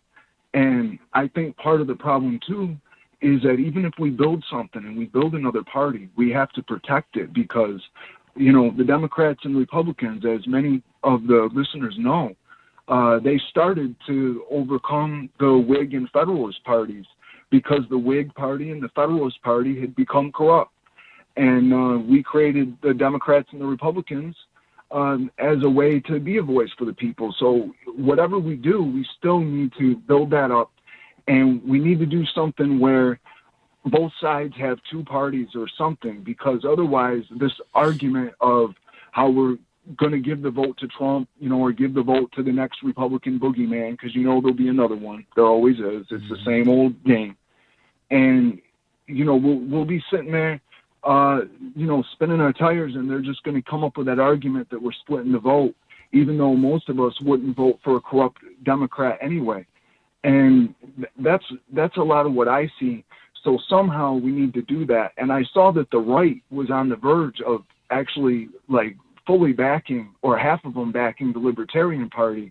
They were on the verge of that, but then Trump kind of grabbed that truth movement. He kind of grabbed that libertarian movement that was rising in this country, and that was kind of waking up to a lot of the stuff that Obama was doing, And now that I really see the whole picture, more people need to wake up to this, because I feel like we're living in a Truman Show, where people are just buying into it, and we're doing the same thing every 4 years, and it just goes over and over, and it needs to stop. We need to all get together and galvanize under one thing, and that's just my big thing. And thank you for taking my call, and thank you and all the other callers, and everybody that's contributing to this, positive or negative. If it's constructive, it's constructive, and God bless. Hey, thank you, Gil, for calling up, man. I appreciate it, and I feel exactly where you're coming from on that, and it's a difficult thing, man, because people have different ideas, tough to get everybody on the same page. I don't think, you know what, you can't wait. Like, you can't wait for that to happen. What I think you got to do is you just go with the people that you have and you build momentum. And the people that you lose, just replace those people with more people and let them go do whatever they're going to do. And at the end of the day, still have an open door that they can come back. And if you have the more appealing policy, the most appealing platform, the right leadership, those people will come back. So I encourage the People's Party to keep doing what it's doing, the Green Party to do what it's doing. I don't know what to say about the Democratic Party other than I was watching, a couple years ago, I was watching a video. It was Joe Rogan interviewing Cenk Uygur. You can find this video as well. Just look up JRE, Cenk and Joe Rogan. And in that video, Joe Rogan kind of asked Cenk a question. He asked him a question about, some of the investments or investors or some of his Cenk's political leanings had turned to be more moderate in tonality. And Joe Rogan was saying not as radical as used to be when you first started. And what's the deal and why this and why that, and not so many words. He was trying to figure out why Cenk had softened over the years. And Cenk said something, a moment of, clarity or pure honesty. Just kept it real. He said, well, not so many words. I don't want to take them out of context or misconstrue his point. But what I took from it was, hey, we got this big, and after you get this big, things happen. Investments, investors, I should say, employees who rely on the company in order to feed their families. All these things come to bear. At some point you get so big, this happens. And what naturally happens is somebody else comes up and takes your place and becomes that radical voice that you used to be. And that's the way it should be. So it was really dope what Cenk was saying. Now, as far as the Democratic Party, once upon a time, Democratic Party may have been a party of change. In this country, it was much needed. But I think, as Cenk described at TYT, what's happened to them and this was years ago, you have to move them aside. That's what I believe. That's going to happen. I think it's inevitable that happens. But just like TYT, the Democrats aren't trying to go, and they're fighting for their prominence. So it is what it is, man. But I don't know. You just reminded me of that conversation. 408, you live. What's your name? What's your comment? 408. Hey, Tim. It's Alex from Berkeley. Hey, what's up, Alex? What's on your mind, my brother? Hey, first of all, Tim, I'm really glad you're back, my dude. Your show is special, and I hope you understand that we've all needed it. Me and my family are all thinking about you. We're all in your corner here, and if you wanted to take 2 or 3 weeks off, I understand, man. You got to take care of you first and foremost. But I'm also very glad you're back. No one gets to the real America more than your show. Thank you, brother. Okay, so now, are you ready for the third Obama term that everybody said they'd do for the last 4 years? And if we're being honest, it's the 5th Clinton term. That's really what it's always been. Neoliberals are all the same, really. Joe Biden is what he's always been, the conservative half of an already neoliberal establishment president in Obama, the counterpoint to get white votes. And, so you wanted to know the cabinet thus far. We got some ugly names, Tim. It's not looking good at all. Not only do we have the Democratic Mitt Romney, John Kerry, we also have venture capital executive Ronald Klain, former pharmaceutical insurance lobbyist Steve Ricchetti, top Democrat recipient of big oil money Cedric Richmond, co-founder of firm that represents pharma and private equity Jen O'Malley Dillon. This is not good, Tim. There is no sugarcoating this, and we're just getting started. His cabinet is going to be a who's who of corporate lobbyists, and Biden is really not going to be moved left because he doesn't have to be. He sees no point. He won, and it's not going to end well, like, starting from that.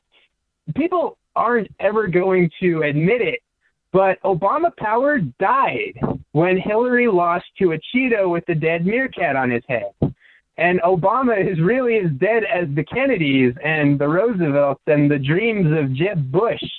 The only way that Biden won was that the Cheeto was so bad that people just brought themselves to vote for anyone but him. They pushed the anyone but him button. Nobody's done that since Clinton in 92. So really, they dusted off the bloated corpse of Obama nostalgia and ran it like there's nothing to see here, nothing new to add, and only downhill to go. And I know people are going to say, well, it's better than Ivanka and Jared. And yeah, that's true. Trump was abysmal, but that doesn't excuse what Biden's doing here, though. Like, when my team does corruption, it's okay. It's better than Trump, better than Trump, that can't fly anymore. There should be zero lobbyists in the administration, zero people with conflicts of interest. This is corruption, Johnson. Instead, he's just going to pack his administration full of them. And I'm not going to shame you for how you voted in the general, but if you voted Joe Biden over Bernie Sanders in the primary, well, I'm sorry, this is on you. This is your fault. The future of the Democratic Party is now going backwards, and I don't really see it like being pressured left, because we got Bernie and Liz Warren, but all Biden has to do is just dodge and weave.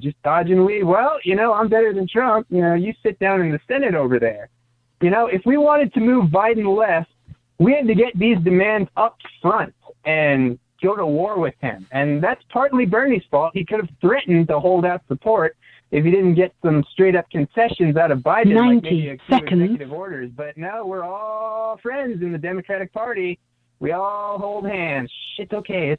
We'll beat Trump, and everything will be better. He played softball, so now we just have to pray that Joe Biden won't be as right-wing as his career has dictated he will be. Yippee!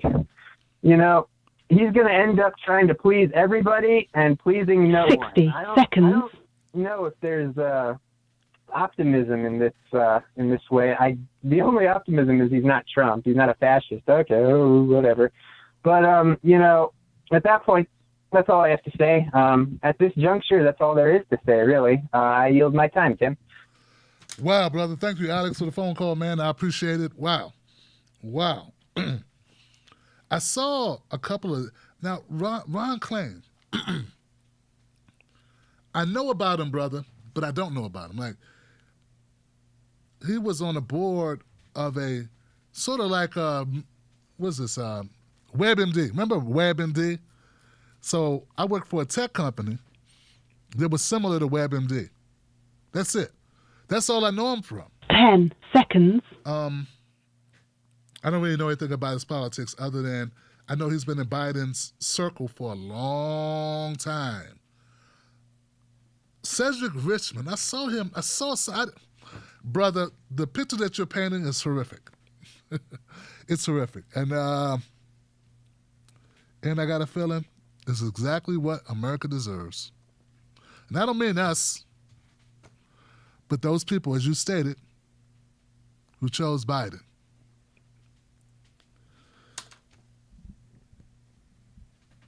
They chose Biden. Even if they didn't choose him for good reasons, or chose him because they thought they had to choose him, or whatever it was. But you're right, the primaries, when there was an opportunity, were all those people on that stage. You know who I went with. They said they want to go back to Biden. All right, let me try another phone call, man. I appreciate the phone calls. Alex, good to hear from you as always, my brother. And let this be known, brother, I couldn't take more time off, man. I wanted to come back much earlier, but I felt I'd be running away from my emotions, and I need to deal with that stuff. because I need not to take that out on anyone. You know what I'm saying? It's not just for me to feel better. I have no delusions that I'm going to get over this ever, but I can't be so emotionally, whatever, that someone calls up and says something stupid and I want to kill them. Also you got to get in a place in your head where it's like, okay, this is important enough to talk about. Because for a minute, nothing was more important than what I was dealing with. And I don't want to fake my shows. Like, I can't. You lose somebody really close to you, all of a sudden, Cedric Richmond doesn't become important anymore. It's like, fuck that guy. Got real life stuff going on here. But now I'm back, and thank you, Alex, for calling up, man, being a part of it. 310, you in the house. What's your name? What's your comment? Tim. Hey. How you doing, my brother? Much better, my brother. How are you? Smooth Eating out of L.A. Yes, sir. I'm glad you're back. I feel your pain. I've been there with you. One thing I would like to ask you in regard, I can't stand Joe Biden. I'm sorry, man. But anyway, I like to ask you, because you've already said we might not be able to move him. But I would like to ask the question as in regards to, I've heard people talk about the black agenda this, black agenda that. I'm concerned that in order to get rid of crime in the inner cities, we need to have corporate jobs or manufacturing jobs brought back into the inner cities. Because now you can have shops, you can have vocational learning again, how to put people back to work. Right now, it's no jobs in the inner city. You can talk about the suburbs all you want. The crime is in the inner city. These people, even the graduates coming out of college, can't get a good paying job. They're driving Uber and Lyft and doing all these other things. So that's my opinion. I think that's what needs to be done. I could be wrong. My other question is, when we're talking about the Green New Deal or the third party, my guy was Bernie Sanders. People didn't like him. They say he was process that he was talking about, or the issues that he was talking about, was going to help all people, not just black people. It was going to help all people. So I don't get it. You need health care. Everyone in this country needs health care. Why would you not vote for that? I'm confused, man. So that's been on my mind. And out about it. Rahm Emanuel, if he's on that ticket in any kind of cabinet, I'm getting ready to figure out how to run for office. Because his ass let that young man die. He knew about it in Chicago, and this cop is going to be out next year if he ain't already out. And he's living free and happy and got money in his pocket. Yep. These politicians got to be held accountable for their actions. The progressives, if you're going to put somebody in your cabinet, let's find Nina Turner. Let's put her in there. Or is it because of her opinion? The same way that AOC comes up blasting these people, Nina Turner been doing that for a long time. They want to blackball her and keep her out because, she tells the truth.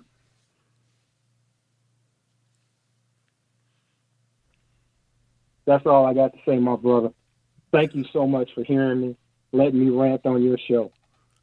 No problem, And man. keep your head up, my brother. Keep your head up, because when you lose someone, you can never miss them. They will always be there with you. Thank you. Strong words, brother. Thank you, Eddie. I appreciate it, man. I need to hear that. And jobs in the inner city. I agree, man. I've always felt that poverty Low expectations, poverty, lack of resources, lack of opportunity always are the gateway to any type of crime. So people who don't believe that are basically bigots. Bigots. You go anywhere in the world where you find poverty, you'll find crime. Go anywhere. It's not American made. It's like you go anywhere in the world where there is lack of resources, people don't have hope. And what's been done in this country is so unique to this country about black folks. It's just once you start to understand the histrionics of it all, the premeditation, the strategy of it all. When you just look at the fact, and I'm going to keep saying this so people get it, we're talking 400 years. We're talking 14% of the population who've been here for 400 years. Almost 40% of their children live under the poverty line, and they own only 2% of the wealth in the country. Now, if you don't think that that's deliberate, you're a bigot. I use the analogy that you could have a test. I could say, we're going to test you on this book. It's going to be a multiple choice test of 100 questions. And let's just say you never opened the book at all. You never read the book, you never heard of the book. But I bet if I gave you 100 questions, multiple choice, A, B, and C, you get more than 2% of the questions right. So if you think that black people somehow ended up with 2% of the wealth in this country on accident, by some fault of their own, as I stated, you're ignorant or you're bigoted. You're bigoted. I don't even think you're going to be that ignorant. Not given the analogies that I've given you that are based in facts and numbers.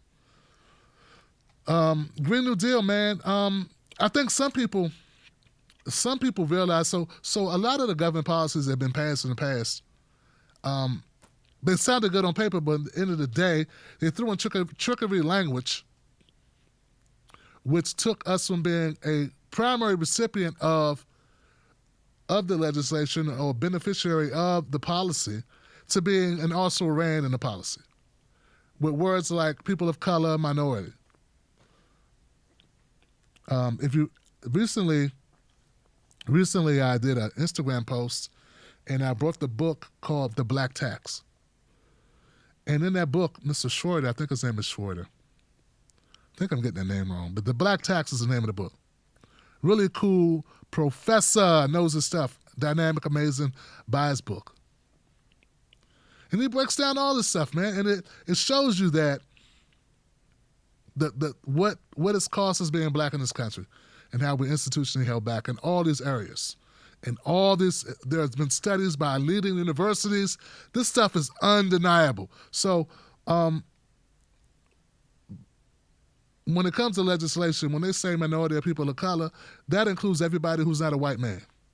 That's who minority is. That's who people of color are. Well, not people of color, but the minority. Basically, they're saying everybody except white dudes. So that's what the pot becomes. And very quickly we go from thinking, we're the cover. We are what they use. We are the window dressing they use to give stuff to everybody else. So we're going to give to these people because then everybody goes, yeah, black people been screwed over. Yeah, let's help the black people. And then they say, 1 for you, 1, 2 for you, 2 for you, 1, 2 for you, 1, 2 for you, 3 for you, 1, 2, 3 for you. Like they do this weird thing they do. And so that's what's going on, man. So that's why people are very skeptical when they heard some of Bernie's policies. And honestly, some people never even heard Bernie's policies. I mean, real talk, man, like,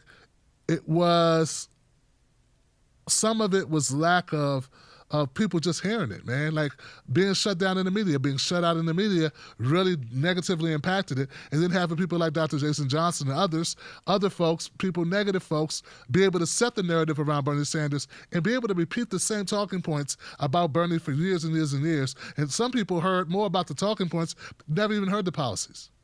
And they were told that his policies were pie in the sky. As if building a wall was not a pie in the sky policy.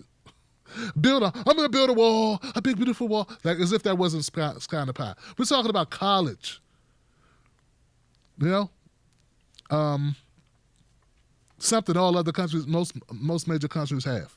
Free college, health coverage, to them, they was told it was pie in the sky, Bernie's a liar, and he's also racist. Anyway, I'm going to next call, man. I appreciate y'all. Jesus.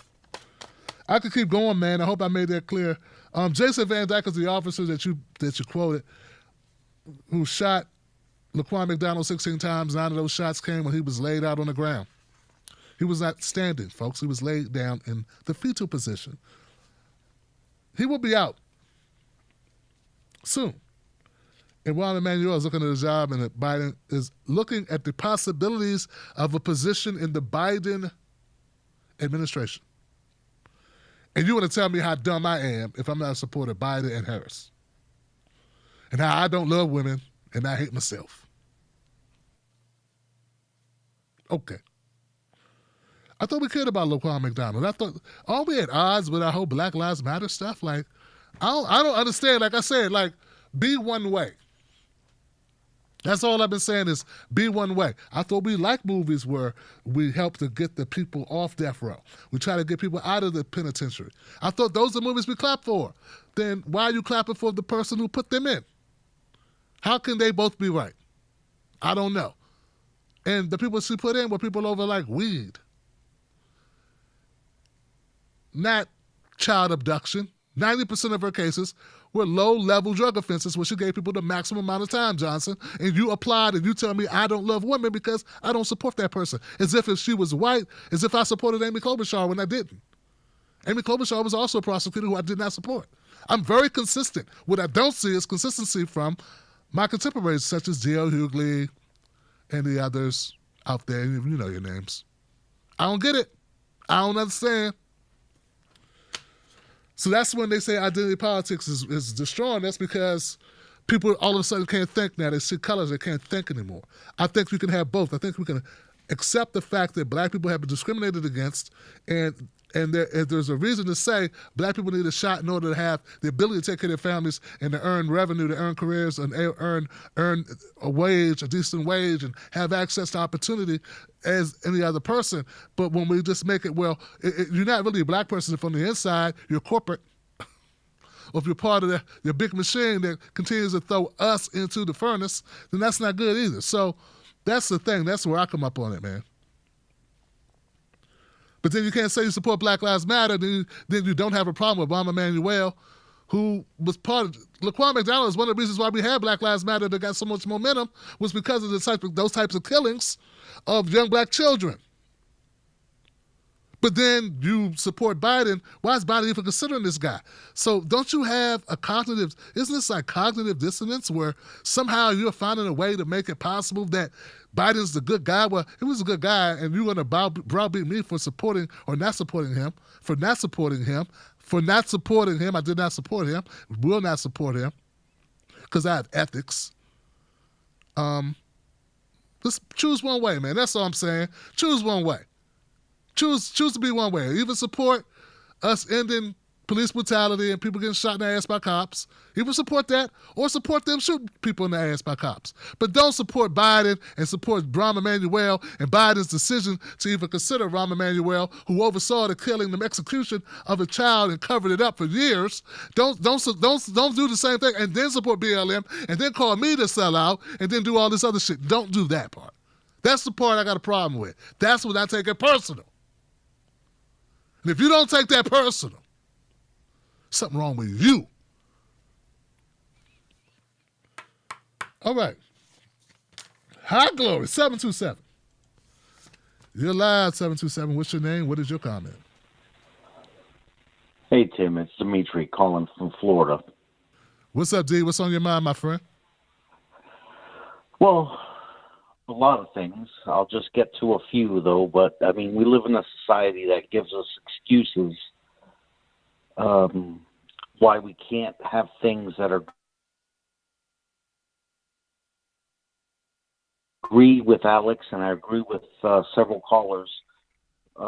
It's a one-party system that we're in right now, at least in my opinion, sir.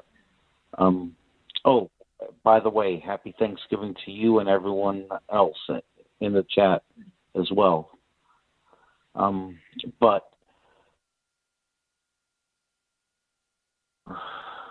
in dire times.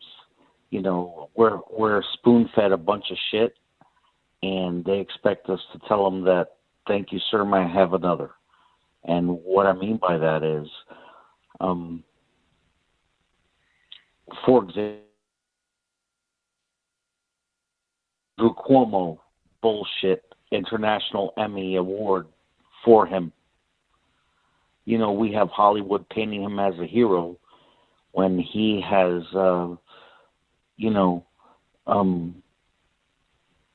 he broke down Medicaid in New York.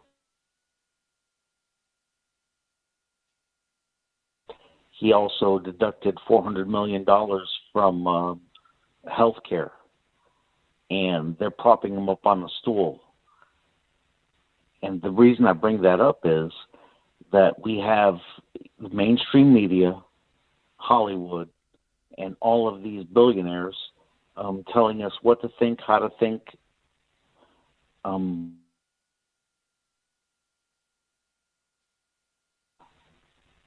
Has squashed a lot of people's brains. And I don't like the pandemic, but the only thing the pandemic has given me positive is that I can't have my family here at my place because they are so disillusioned. I have Republicans and Democrats, and anytime I start speaking about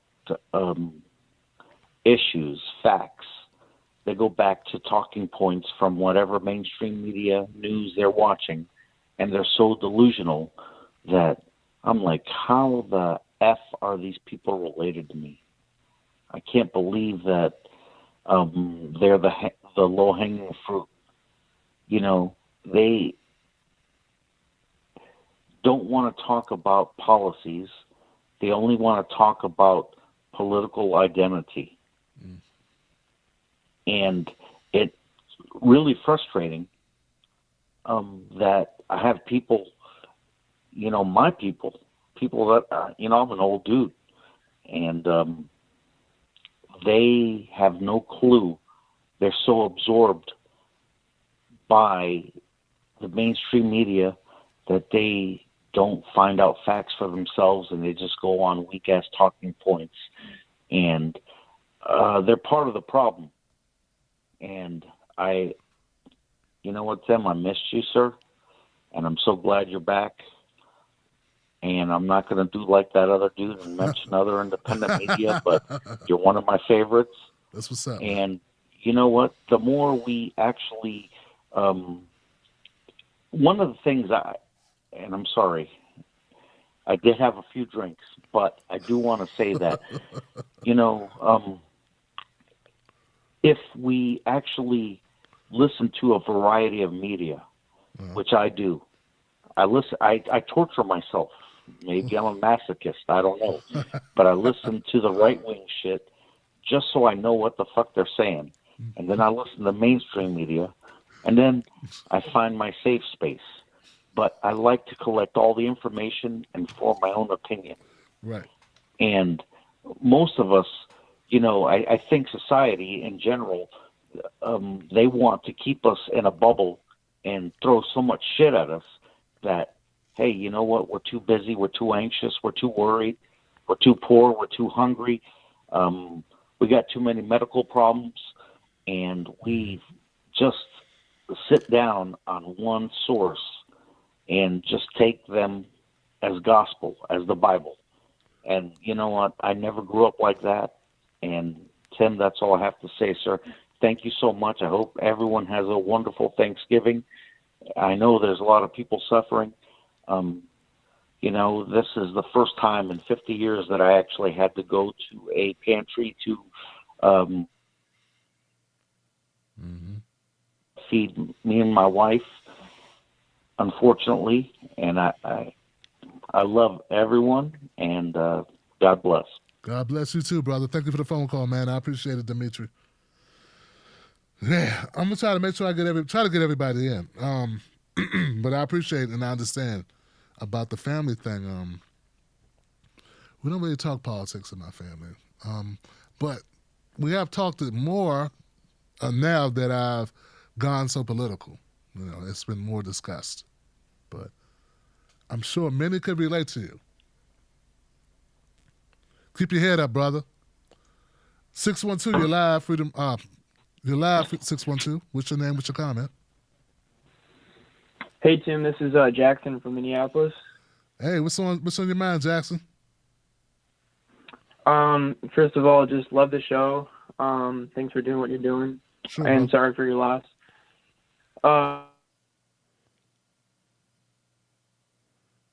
Since you're in the comedy world, I wanted to ask you about, what are some good comics who really, speak truth to power, like Dave Chappelle or, George Carlin, Because I'm just sick of seeing these, guys on, Comedy Central that just, suck up to Hillary Clinton and Obama and stuff, So, what are some comics you think that are really kind of, have revolutionary ideas behind their stuff? Wow, brother. Bill Hicks was one of the greats, man. Check out some of Bill Hicks' stuff. You said George Carlin. Bill Burr has a tendency to go against the grain as well. Some of the older comedians are really the go-to for me, man, just because they were able to say whatever they wanted to say. Schultz, there's a young guy named Schultz out there that's pretty good. Flagrant 2. Gosh, man, I mean, a lot of the comedians that I watch or that are out there, brother, are not very political. And they don't speak a lot of truth to power, man. Godfrey the comedian does occasionally get into politics, but he's pretty much a straight shooter. If that's what you're looking for, somebody that keeps it real, Comedian Godfrey, I would say he's pretty dope. Oh, yeah, I've heard the name. Yeah. Yeah, but... yeah, you're spot on with those guys. Love Paul Mooney too. There you go. That's it, Jackson. I don't know. Do you think we're gonna make it through this? Not to be cynical, but it just seems like we're at such a pivotal point in time right now where it's kind of it's just make it or break it. It's at some point there's gonna be we're going to hit that turning point where it becomes is it revolution or reform, and it's just the stakes are mounting too high with climate change and just wealth inequality and just capitalism. It's just I don't know, are we going to make it out of this? Well, Jackson, my brother, if I knew the answer to that, I guess I would have $1 million or at least a couple $1 million, wouldn't I? I really don't know. I would like to think that we'll get through this. We've been through some hard times before. People always talk doom and gloom. You know what I'm saying? I do that occasionally, but, also try to remind people that, they keep talking about America's so divided. And we're so separate. And America's never been this way before. And I try to remind people that America was pretty much divided for the last 400 years. You just didn't pay attention because it wasn't you who were divided. People have been living in shit in this country for a very long time. It's coming to a bubble now. We got footage of it now. But I agree with Chris Rock when Chris Rock says we really didn't have civil rights in this country till 75. Freedom in this country for black people till 75. I don't know if you consider it free if you couldn't get a home loan. You still can't a lot of times. Couldn't get a fair interest rate. Still can't. Still can't get hired at the same rates as white people. Still can't. I mean, these things have been going on all this time. All I'm trying to tell you is that I don't know if it's going to get better, but it's been bad this way for a long time, bro. That's all I'm trying to tell you. I don't know if that's going to cheer you up, but it didn't just start sucking yesterday. That's what they've been saying because Trump got it. I mean, we've had natural disasters, hurricanes, epidemics, pandemics, fires raging out of control, endangered species, discrimination, Jim Crow, Jane Crow, scarecrows. We had it all, man. We've had it all. And somehow we haven't been able to achieve our ultimate goal, which is self-extermination. I'm beginning to think that's what they want. or what we want. I don't know. But I'm sorry, man. I can't. I can't give you what you want here. I want to tell you, yes, it's going to be fine, son. Soldier on. We're going to be fine. We're going to be good. I really don't know. But I just know that, the food was bad before. It didn't just get bad, right? You walk into a restaurant, you're like, damn, this food sucks. They didn't just start making the food bad for you. This is your first time in a restaurant. For a lot of white people, this is their first time in the restaurant. But if you had to eat here, us black people have been eating here for a couple of centuries, and we know it's bad food, and we know what bad food tastes like. Ask a Native American, my indigenous brothers, they'd be like, yes, bad food, bad, very bad food. And maybe now that it's happening to white folks, maybe we got a chance of changing this shit. So that's a good thing, man. And that's what people don't get. That's why some people, it's very simple. Some people felt as long as white people were angry, maybe we could change some shit. And people were angry. White people were angry under Trump. Black people are angry all the time. Because we've been stepped on for 400 years. Right? How angry can the Hispanic brothers be? They just got here 20 years ago or something. If they just got here 20 years ago or 10 years ago or 50 years ago. But if your great-grandparents were here, angry here this whole time, okay? So, and don't get me wrong, there's some Hispanic brothers that are very pissed off too. And sisters and brothers. Johnsons. All this Johnsons. But the thing was, if white people are pissed off, black people are like, maybe we got a shot.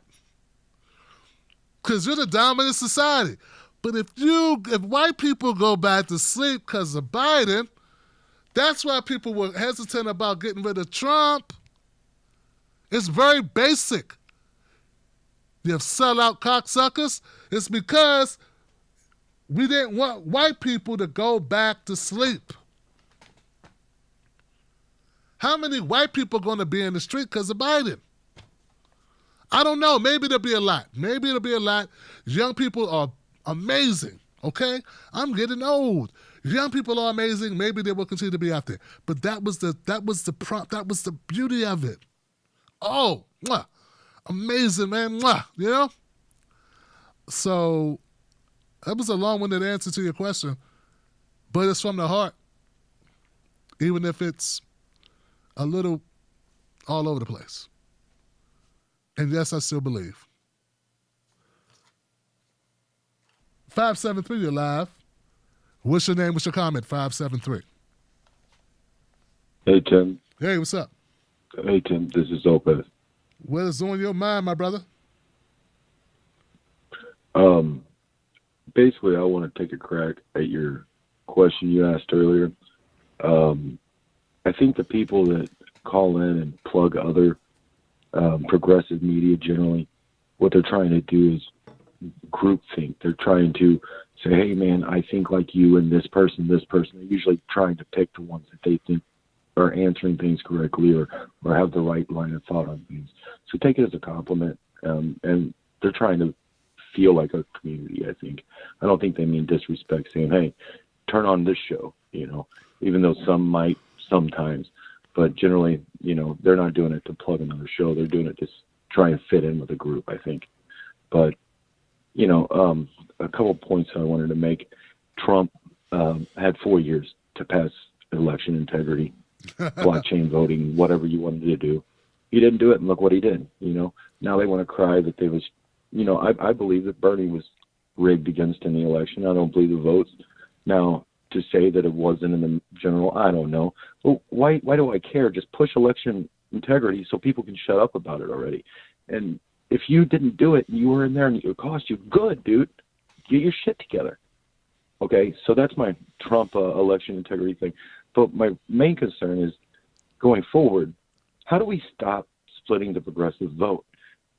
We don't need a Sanders and a Tulsi and a Warren so that you got 5% over with Warren and 2% with Tulsi and bringing Bernie down 7%, for example.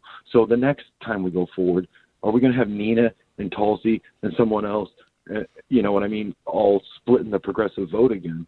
You know, is Warren going to be stupid enough to try and run again and take another % from somewhere? Why can't we just get our crap together and pick a candidate? You know what I mean? And just say, you know, sorry, we get it, but this is how we get our agenda forward. So just kind of curious what you think about all that. And thanks for, you know, taking my call. Wow. All right, brother. All right. I appreciate you for calling up, man. Whoa. So we're not a monolithic, right? I have to tell people that about black voters all the time. You know, they're like, why do black people vote for Joe Biden? Right. Why did some black people vote for Trump? Why did some white people vote for him? I don't know. So we have these labels, right? But other things speak to people. Like some people were attracted to Tulsi Gabbard's foreign policy. And, you know, you have to stand on the thing, right? You need a signature. Unless you're Biden, you don't need a signature policy. You don't need a signature policy if you're Biden. You don't have to actually say you're going to do shit and still somehow. But Tulsi's signature policy was ending the wars. Resonated with a lot of people for a lot of obvious reasons, right? Yang, Elizabeth Warren, they all had policies. So I think it was unprecedented, first of all, the amount of people that ran and the policies, the amount of good policy some of the characters had, like some of the people had. I mean, I don't remember seeing it that way before, Johnson. So I don't anticipate that happening again. But it's up to the candidate and to the media to make the case. If people can't see that Bernie was thwarted, I don't know, they need glasses and then they need LASIKs. You know, I mean, come on, man. Come on, man. Elizabeth Warren didn't even win her own state. Come on, man.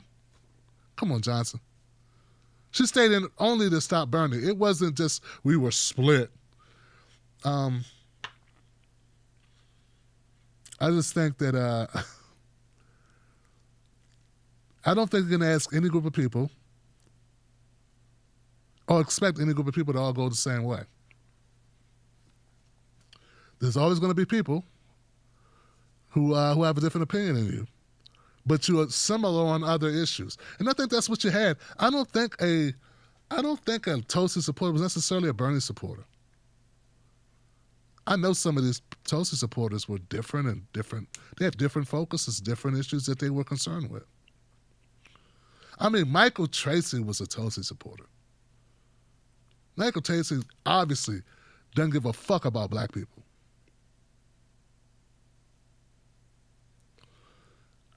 I don't know how I get in a tent with a guy, and I met him in person. He was trying to tell me then that the Jill Stein recount was all a swindle, and I was like, well, you know, the exit polls were so off. If they were in the other country, they would uncertify the election, and we would be talking about it was a coup. And he was like, oh, yeah. It's like, oh, you're dishonest. You knew that. You just said it because you thought I didn't know it. Yeah, I remember that, Tracy. But that person's not, you know, a person interested at all in the black agenda. He's like, why do black people need stuff? He's back that rudimentary. So I'm just saying this to say, when we talk about this big thing, talk about all these progressives, there are people who call themselves progressive I don't think are progressive. There are people that are considered progressive, considered that they are forward thinkers and whatever, tell me that you're that type of guy that brings up all the race all the time. And this person is not only considered to be progressive, you know, he's like considered to be like a person who has people that follow him. And that's what he said. And his people still follow him. You bring up race all the time. Well, race is interchangeable. It's in everything in this society. What are you talking about? What the fuck are you talking about? I thought you were progressive. What are you talking about? And they just... So... I have a problem of even being grouped with these people unless I vet them. So we're very, it's very disparate, it's very distinct, very diverse. People have different leanings, different ideologies, and then some things are more prioritized than other things, and that's what you come up to. I'm not saying people are honest actors in some of this, but some were dishonest. Some were dishonest actors. Yeah, I don't know if that answers your question, but in going forward, I don't know. When you say us, we, I don't know who we is. Who is we? I mean, if you only talk about black issues, if it bolsters your portfolio and gives you more street cred, so that you can use that as leverage in order to prop yourself up, or then you're not really in my, we're not grouped. We shouldn't be grouped together. And any grouping of that is based on skin color or something he said one time about the label that he wore or something. I'm like, that is not enough. So people wrongly put the wrong people in the same group based on shoddy criteria. There you go. And how accurate is that criteria? So there are going to be people that voted for Andrew Yang. There were people who voted for Andrew Yang and supported Andrew Yang who were opposed to a lot of stuff that I believe in. But they like Andrew Yang for a lot of different reasons. First Asian guy with a shot at the presidency. UBI, they were interested in that, Seemed like a really nice guy, good sense of humor, interesting, entrepreneur, had new ideas even, So, but were they really like, if it wasn't for Andrew Yang, well, some of them didn't even vote. Right? Is that person necessarily a Bernie supporter? No, it's an Andrew Yang supporter. Andrew Yang inspired that guy. And some, maybe they did vote for Bernie. So what I'm saying, it's not either or, it's all over the place. I'm going to go next call. I'm going too long, Tim. Because I got 561. 561, you're live. What's your name? What's your comment? Hello, can you hear me? Yeah, I got you. How you doing? Good, Nasal Teal. I'm from Florida. All right. You kind of answered my question while I was waiting. First of all, sorry for the loss of your dad, man. Thank you, brother. And I know Thanksgiving's probably going to be a lot harder. But I also want to thank you for just being one of the few black men I've found willing to tell the truth about Democrats, as well as the neocons. And that was kind of my question, like, how do I talk to my family about Obama? Because they just have drank the Kool-Aid. But then I heard you say, we don't talk politics in my family. So I was like, oh, well. It's frustrating, though, man? It's frustrating. Yeah. But I do want to mention one thing about Ronald Klain. There is a great article in The Intercept.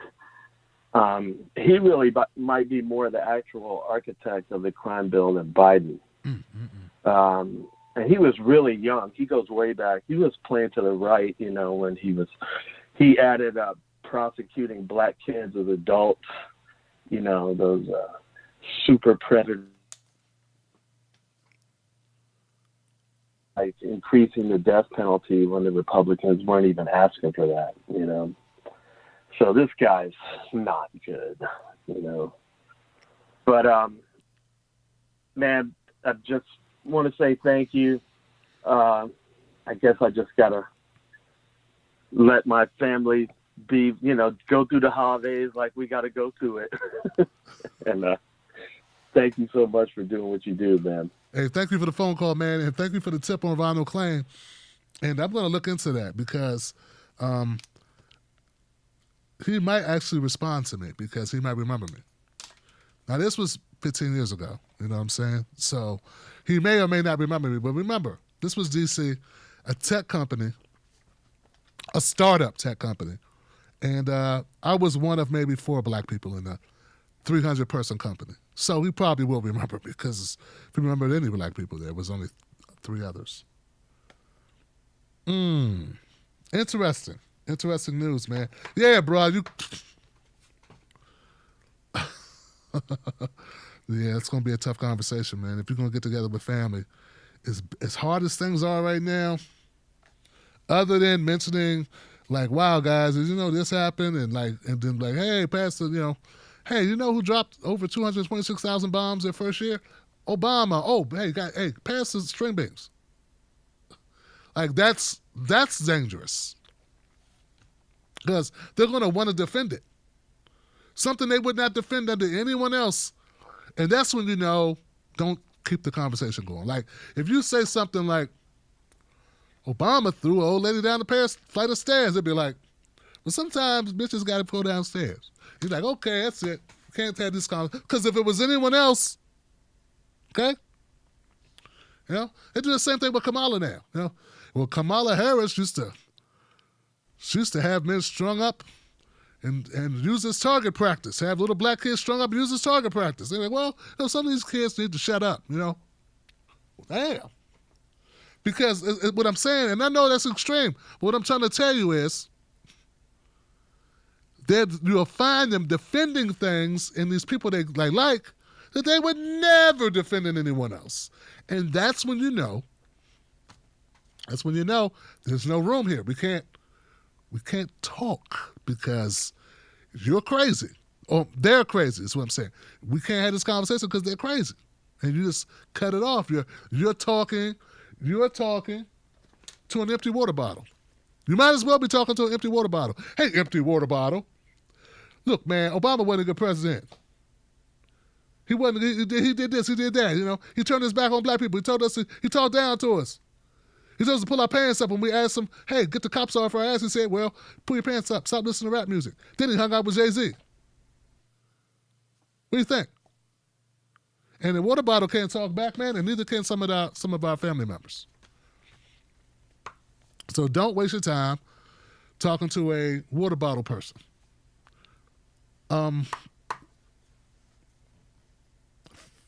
626, you're live. What's your name? What's your comment? 626.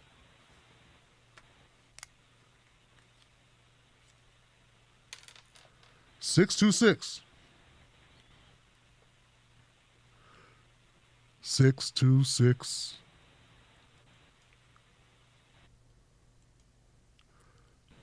(585). Did we talk already?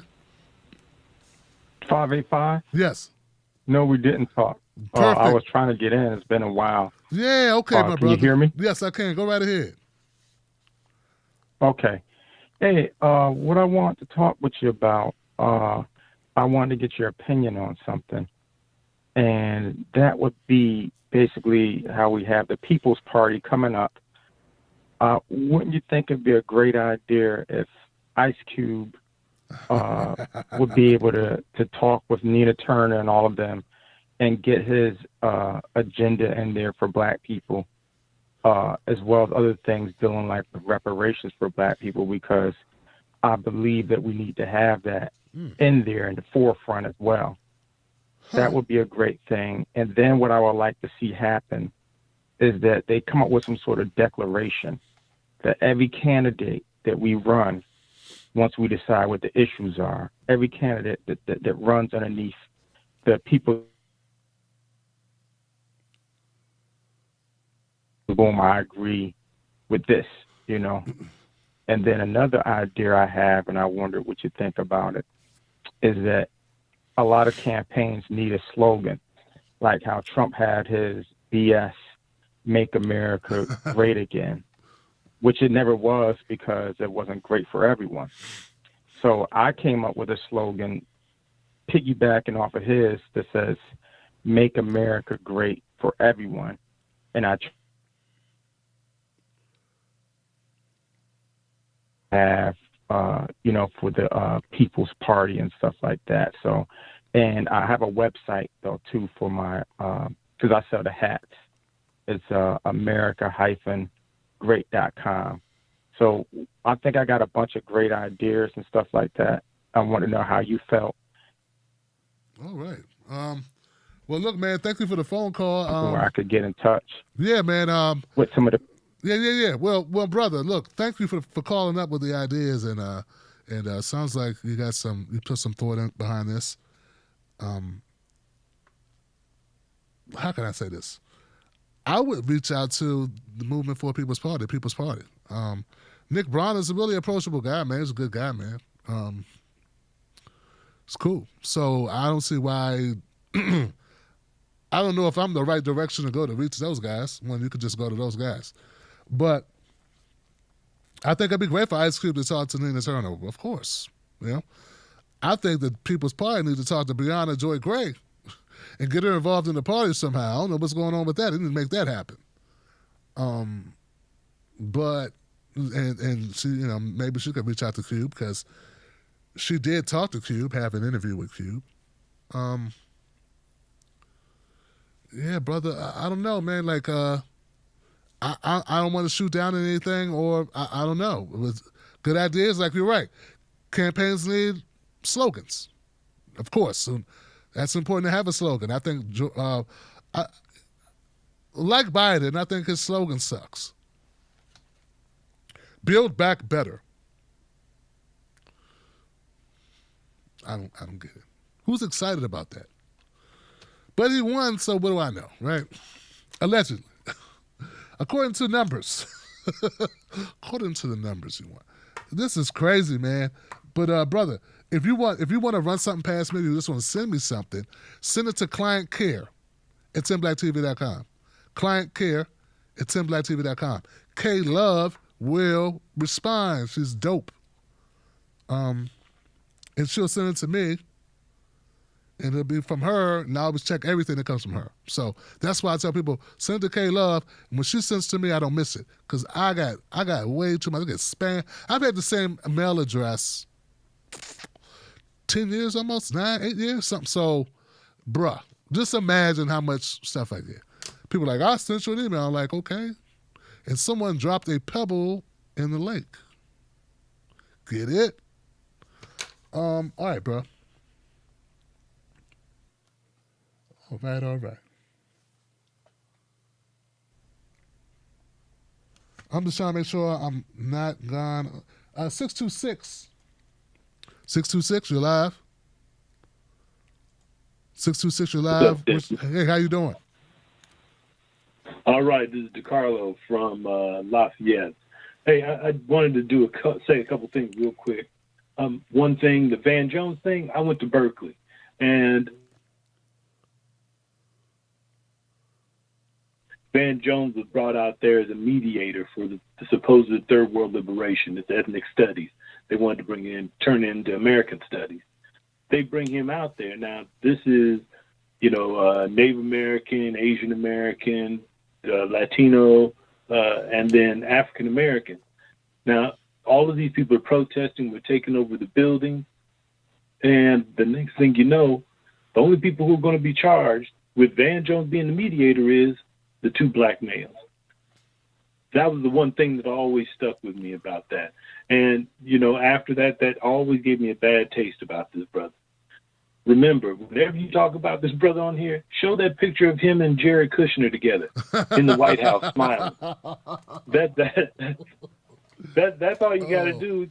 That'll let people know where he stood. Because remember, he worked with Trump on a lot of the supposed stuff with black people. So that's the thing. Show that smiling picture with him cheesing in there. And what other thing too? Now, this is the one thing, and I try and push this, and I'm hoping that, everybody listens to this on the socialism thing. People have to remember this is already primarily a socialist country. When you think about, look, your police, your fire department, grade school, yeah. Your county, I'm sorry? Grade school, like schools, yeah. Yeah, your grade, middle, and high school. Mm-hmm. Yeah, because look, for all of these things, look, your house is on fire. Do you have to pay $25 or $75 before the fire department will put water on it? No, it's in your taxes. Same with the schools. Same with being able to get a book out of a library. It's all socialism. And so with black people, we need to stop being afraid of the word socialism like it's some kind of evil thing. We need to be able to understand it's like, look, this is for us. Because if anybody is going to be discriminated against, if they've got $1 and they say, look, we've got our last nickel, who do we give it to? Do we throw it away or do we give it to black people? A lot of times they will throw it away. So we need to make sure. We really need to make sure on that. So for black people that are listening, please, whenever somebody talks to you about that socialism stuff, please share that with them and say, look, if you got a family member, like I've got family members, law enforcement, I tell them all the time, you're running a socialist with police and stuff, and you get free health care for life. That's socialism. So please, that's another big thing. And then my last thing would be with the situation with David Dinkins, man. Look, I'm going to tell you, I didn't realize that David Dinkins was a part of the Democratic Socialists of America back in the 80s, that he was somebody who actually brought in Nelson Mandela after he got out. I remember Nelson Mandela walking out of prison. City, he was David Dinkins, who passed away, was the one that was doing the divestment in South Africa. I mean, this is a brother, the only black mayor of New York City. So that tells you how progressive our country is. If a city like New York can sit here and can have, a good portion of its people, African American, Latinx, and they only had one, and all the rest are, white and other ethnic within that. It just kind of shocks me, man. This is the kind of thing where, and I brought it up before, I really truly think like, hey, the Democratic Party obviously does not want to progress. And look, I'm going to tell you, January 7th, when that runoff goes, with everything they're doing right now with the Biden campaign, with all this Democratic crap they're doing, where they're going to put in all of these, middle, if not right, people into these cabinet positions, they're going to turn off a lot of people. They're going to turn off all those people down in Georgia, man. I'm telling you. I'm hoping that they get smart. I mean, I know that the DCCC, the woman that was running the DCCC, she faded away because she understood. It's like, well, hey, you know what? We can't win, and we got an orange Cheeto who's an idiot. And we can't win, we actually lose seats. Yeah, it's time for me to go. But the one she didn't go to the, people to the far left who would have guaranteed gotten everyone in. No. She wanted to go to that 55% that voted for Trump that were white college-educated women or white women. They wanted to go for the 67% for the white men. I don't understand this. This is the thing that is going to be the ultimate downfall of this stuff, man. I really, truly think in the end, what's going to happen is this. You're going to see in 20 years in a history book, yes, you know what? The Democratic Party had a cakewalk to have ultimate control of really the presidency and stuff for the next 4 terms.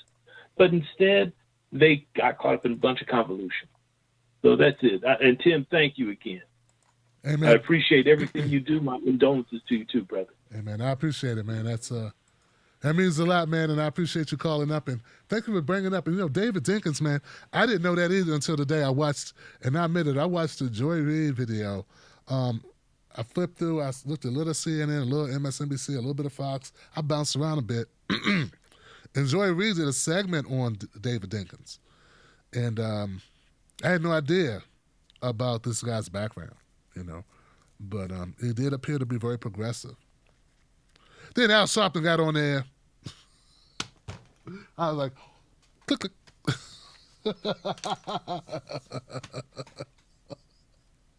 All right, but no, DeCarlo, I appreciate it, man. And about shedding the light on Van Jones as well with the photograph of him with Kushner. Yeah, these guys do what they need to do to get the money, man. That's it. And to stay employable. That's what it appears to be to me. But of course, us thinking that way about Van Jones and his performance means that we don't like black men and we don't think black men should have emotions. 662, you're live. What's your name? What's your comment? 662.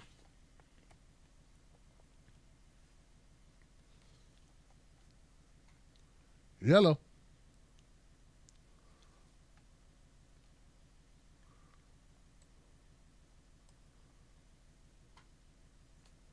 Hey, this thing is spinning 662. Hold on, man.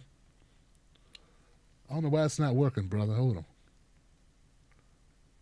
That's messed up. That's my last call.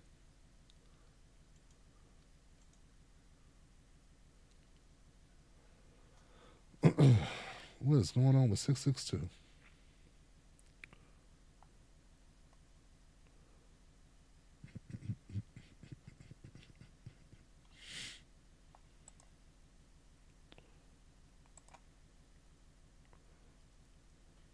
It's just spinning, brother or sister or Johnson. I should just say Johnson. Johnson is spinning. I don't know why. I don't know why. They got all this stuff on our Facebook. And that's messed up because this is my last calls in the queue, a 662 number. And I wanted to allow them to end the show. Well, end the phone portion of the show. But for some reason, this is not doing what it should do. I'll try to refresh just to see what happens. Can you hear? Oh, I got you now. Can you hear me? Yeah, I got you. What's up, my friend? Yeah, this is Aaron calling from Tupelo, Mississippi. My friend, what's up, man? Talk to me. Yeah, land of Richard Power, man. I ain't even gonna say Elvis no more, man. You put me on some game, so I'm not even gonna say that name. I hope not. But Tim, I'm fit to say something. I know that this is not Freedom Friday, and you can stop me if I go too far with this. But I had the day off 2 weeks ago, so I don't, I only watch YouTube. So I just clicked on Jordan Sheridan because it wasn't nothing else on. So me and my girlfriend, we was listening, and he just started bashing you. You know what I'm saying? Like somebody gave a super chat, was like, well, who are the grifters that's on YouTube? And he named your name and the house dude. So he got all into why he named you, and he had a scandal or something like that, but you talked to the woman, but you didn't talk to him. And then he later on, he denied it. And my girlfriend was like, well, he reached out to you. You know what I'm saying? He was like, well, he didn't talk to the two people that was there. No, he reached out to you. You didn't want to talk. So, you know what I'm saying? It really didn't bother me, you know what I'm saying? Because he's a grifter. So I already know about what he did in Flint. He a grifter anyway. So, but what bothered me when he started getting chats talking about they was leaving your channel, going to his channel. So, you know what I'm saying? Like, you my hero. So, you know what I'm saying? That angered me because ain't no way, you know what I'm saying, the only guys that you said there's grifters was two black guys. You didn't say TYT. TYT is super grifters. But you didn't say yourself. You know what I'm saying? Are you going to tell them folks in Flint that, you know what I'm saying, you grifting on them and you turned around and voted for Biden? You're not going to tell them that. So, you know what I'm saying? It upset me to the point where I was like, I got to get on this show and let him know that he's bad-mouthing you, you know what I'm saying? Because I know you don't watch this show. I know that's, you know what I'm saying, it's trash. It's trash to me because you can't turn around and say anything about Biden and you turned around and voted for him because you went straight to white privilege because you've been over there with black people and over there in Flint and seeing how they doing, and then you turn around and vote for the same person. So you went back to your cushy house, even, you know what I'm saying, you married and you talking about you on your mama insurance. Grown man. I've been on my own since I was 16 years old. Grown man. Ain't no way I would do no stuff like that. And then you talking around your friend Jen, she's sick, and you trying to get money off of that. You grifting off of that. Even when you was sick, you was grifting off of that. So send me some money, and you know what I'm saying, I'm sick. We doing bad over here. Send me some money. That's grifting. But the thing I was fit to say, I'm sorry. Are you still with me? I'm still here, man. What's up? So the thing I was going to say, you know, I feel like things are going to get bad for black people. You know what I'm saying? Like, just like I was saying about him, like, white people fit to go back to sleep. You know what I'm saying? And like the dude that was, you know what I'm saying, being a butthole, talking about a dream, I had a dream too. I had a dream that it was a missile coming from everybody, and we was all in the same neighborhood. It was Asian people, it was white people, it was black people, it was Hispanic people, and we all walked in the street and held hands and just looked up in the sky and seen that missile coming. And everybody was crying, yeah, this missile coming, it's coming, it's going to kill us. And I just looked up in the sky and said, smiled and said, yeah, it's coming. So, you know what I'm saying? I had another dream that, you know what I'm saying, that missile was still coming. And I walked in, was playing with their kids in their yard and stuff, but the missile was still coming, and I was crying. So, you know what I'm saying, where I feel like, you know, it's a peril, but I'm saying, like, you know what I'm saying, we the only people that's going to get hit by Biden. We the only people that's fit to get hit by this missile. Everybody else fit to go to sleep. Everybody else going to be okay. My neighborhood is not going to be okay. You know what I'm saying? My son is not going to be okay. You know, my family not going to be okay. My mom is on Social Security. She not going to be okay. So, you know what I'm saying? Everybody else can go to sleep. Just like Jordan, he can use his white privilege.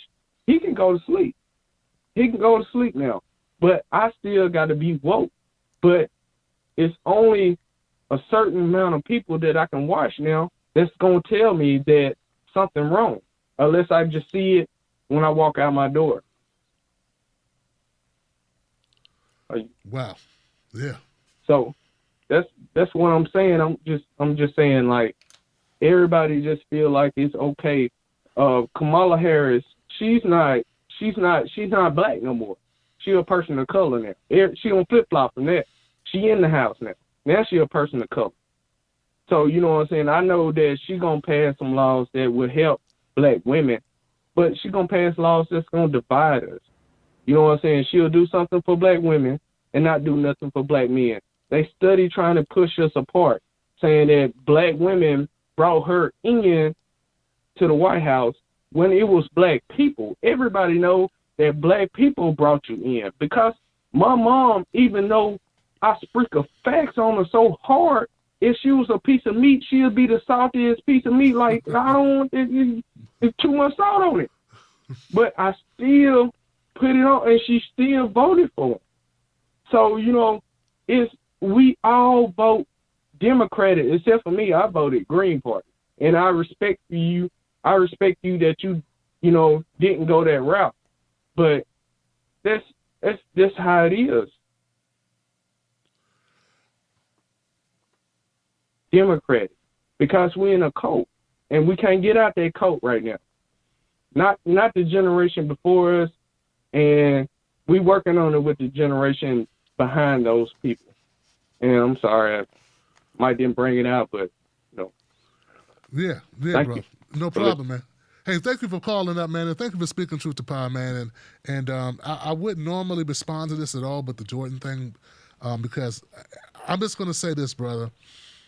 I work really hard to do what I do, and some people won't take shots. They're gonna say stuff and little stuff, and let them do what they do. I don't know why. I'm just gonna take the high road and say, okay. Anybody who decides that they think Jordan or whatever this is, I don't know. It's weird that I'm even. I don't consider myself to really be in a group with this guy. Like, not really. You know, I don't get it. But if you feel that way, go right ahead. I mean, if that's how you feel, anyone who feels like, I'm not going to watch Tim Black, I'm going to watch Jordan because Jordan said some stuff on his show. Okay. That's what we're doing now? All right, cool, man. I would like to say one thing, though. I'm going to say this. I'm going to leave it alone. I got to say this, bro. It's kind of hard for me.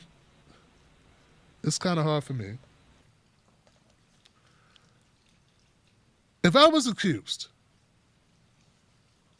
by a white woman of taking her cookies,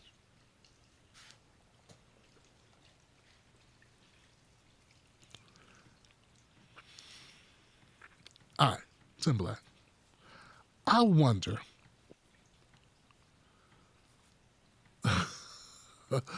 I'm just wondering how many people would be like, oh, well, of course he didn't do it. I'm just wondering. Now, I know my really good friends would be that way. Probably. I hope they would. I'm just wondering, man. Like your girlfriend's absolutely right. Your wife is absolutely right.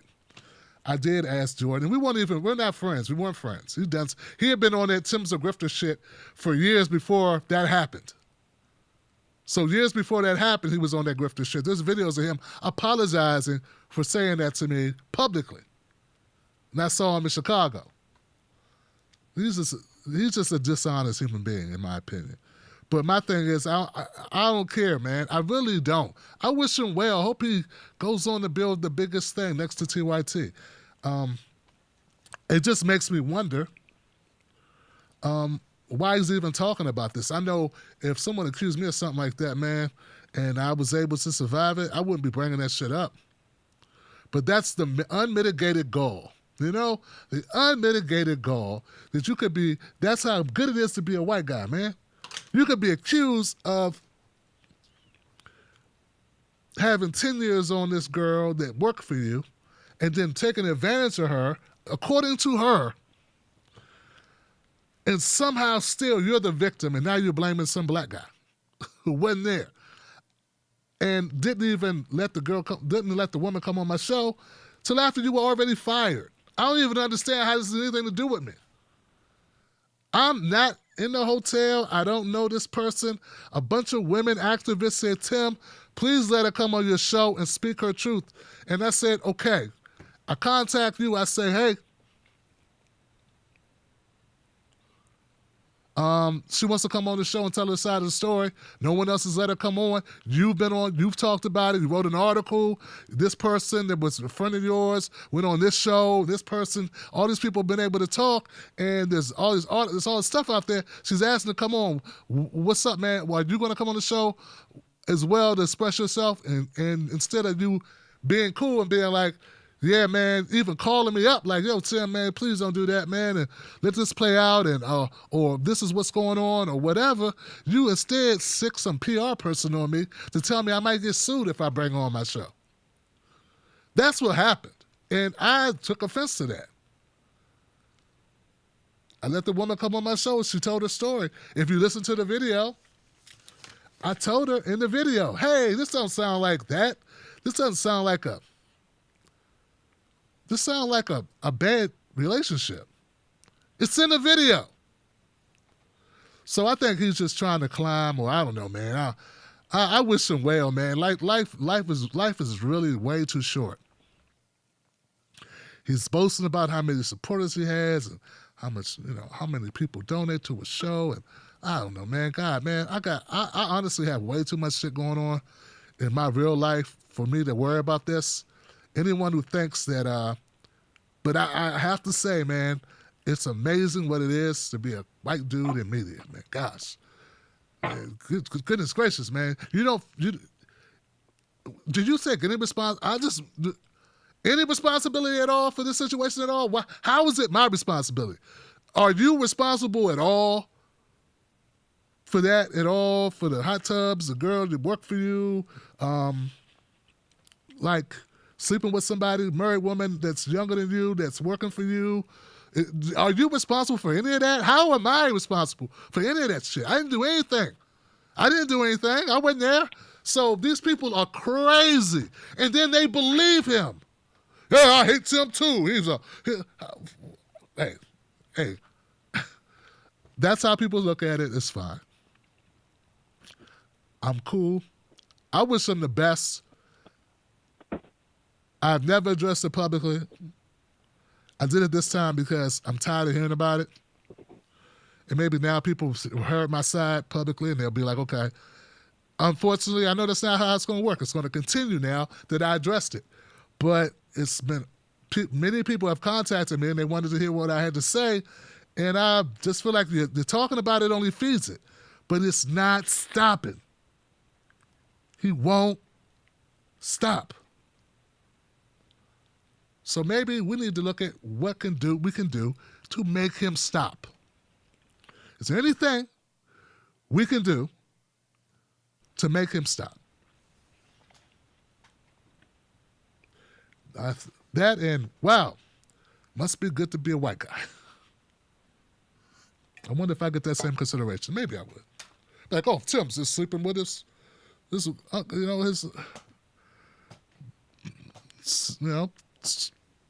young protege, and for some reason she's saying some things got out of hand. There's nothing wrong with that. Nothing unethical happened there. I don't know, man. Lord have mercy, guys. We can't even get past. and look, one last thing. I really didn't want to get involved in that, but there were so many women groups, so many women feminists who I respected, and that I'd seen online for many years, who really were like, Tim, man, you can't say you support women, and then there's a woman who said this happened to her, and you don't let her talk. And I said, okay, I'll let her talk, but I don't want to be in the middle. I'll let her talk, but I don't know if she's telling me the truth or not. I'm not a court of law. I'm just going to let her talk. I'm not going to really interrupt because I don't know. And but I respectfully let her do it because they had a point, man. You can't say you respect women, then no one else is putting her on their shows. No, the other women were not letting her come on their shows. And at the time, there weren't as many women. At the time, there was no Katie Halper doing the show that I remember. I think she hadn't started yet. There was no Crystal Ball with her own show. Those people weren't out there yet. You know what I'm saying? So maybe now I wouldn't have had to do that. But at the time, all they had was this big black guy. That's funny, man. All right, I'm going to go super chat now. I wish Jordan Sheridan the best. I wish those guys the best. Much success to you. This is ended. I'm going on with life, man. Congratulations. All right. Now, let's go. Let's go to super chat, see if we got anybody that's not totally tired of Tim Black going, I hate Tim Black too. Everybody hates Tim Black now, All right. Probably shouldn't even talked about it, right, guys? We Curry Signs, what's up? Roger Meadows, to all my black people, register independent, the swing vote, watch Dems crap bricks, and GOP act like the nerds think, and they now have a chance with the hot chick. Cheryl Tyler, you stand up for something every day, Tim, every day. Thank you, Cheryl. Roger Meadows, howdy doody, they do that to Jamal. Holy duty. They did that to Jamal? Yes, they did, Johnson. Felicia, absolutely, Tim. We really could have had something with LeBron trying to stand up like he did. Then here goes, you know what, block extraordinaire, Obama with that damn phone call. There it is. Adam, welcome to the Wolfpack, Adam. Thank you for joining, Adam. Anybody else watching that didn't join the show, guys. Prove them wrong. Prove these people wrong. These people that said Tim Black's horrible. What'd I do? Had a different opinion? Join the Tim Black Wolfpack. Be a part of something that's real. What, you like calling into the show? Join the show. So it's $5 a month, man. Join the show. Be a part of it. We do our best to do good work. We ain't perfect, but we mean no harm. I meant no harm. I mean no harm. I mean good. If some people get harmed in my pursuit of doing well for the people, then that's, sometimes that has to happen and people get their feelings hurt, but I'm not here to hurt their feelings. I'm not here to destroy those people. I'm here to champion for us. And I'm not going to cut cards and be all nice about it because niceness ain't going to, like I said, this ain't Santa Claus. We're not going to get what we need from this government or from our leaders because we nice. That ain't going to do it. That's not how it works. The squeaky wheel gets what? The oil. We didn't oil all the wheels. No, you oil the squeaky wheel. Right? That's what we do. That's what we do. So we got squeak, Johnson. Let's squeak, damn it. David, Tim, I know you have anchors, but if you could live anywhere and make a living, where? Wow. That's a good question. Where will we live, man? Well, me and Mrs. Black are considering this. Where will we live?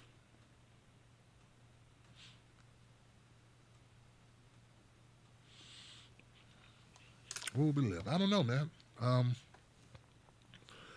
We are contemplating leaving, though, the Maryland area, because I've only ever lived in Maryland or D.C. my entire life, so I am considering something else just for the change of scenery. There's got to be some places, especially now that I'm doing everything virtually. Though I'm vowing in 2021 to be able to do a lot more interviews, a lot more stuff in the Capitol Hill, a lot more using my proximity to the nation's capital as a bonus for being on this show. You know, for my access to the DC Capitol. I want to use that and make that a bonus to our show. So if COVID plays nice, maybe we'll be able to do some stuff. Roger, any thoughts on Bell Biv DeVoe's performance on American Music 30th Anniversary Sunday Poison? I did not watch it yet, Johnson. JT Sunday, welcome to the Wolfpack, JT. Johnson, welcome, JT Johnson. Kelly, much love to you, Tim, and your family, and I wish I could give anyone in the Wolfpack some cornbread for Thanksgiving. Trying to be thankful for what I have. Stay safe, y'all. Otis B. Made it in here, and we'll go back to the beginning, sending out a shout out from Illinois. What's up, Otis? Hey, Kelly. Thank you so much, Kelly.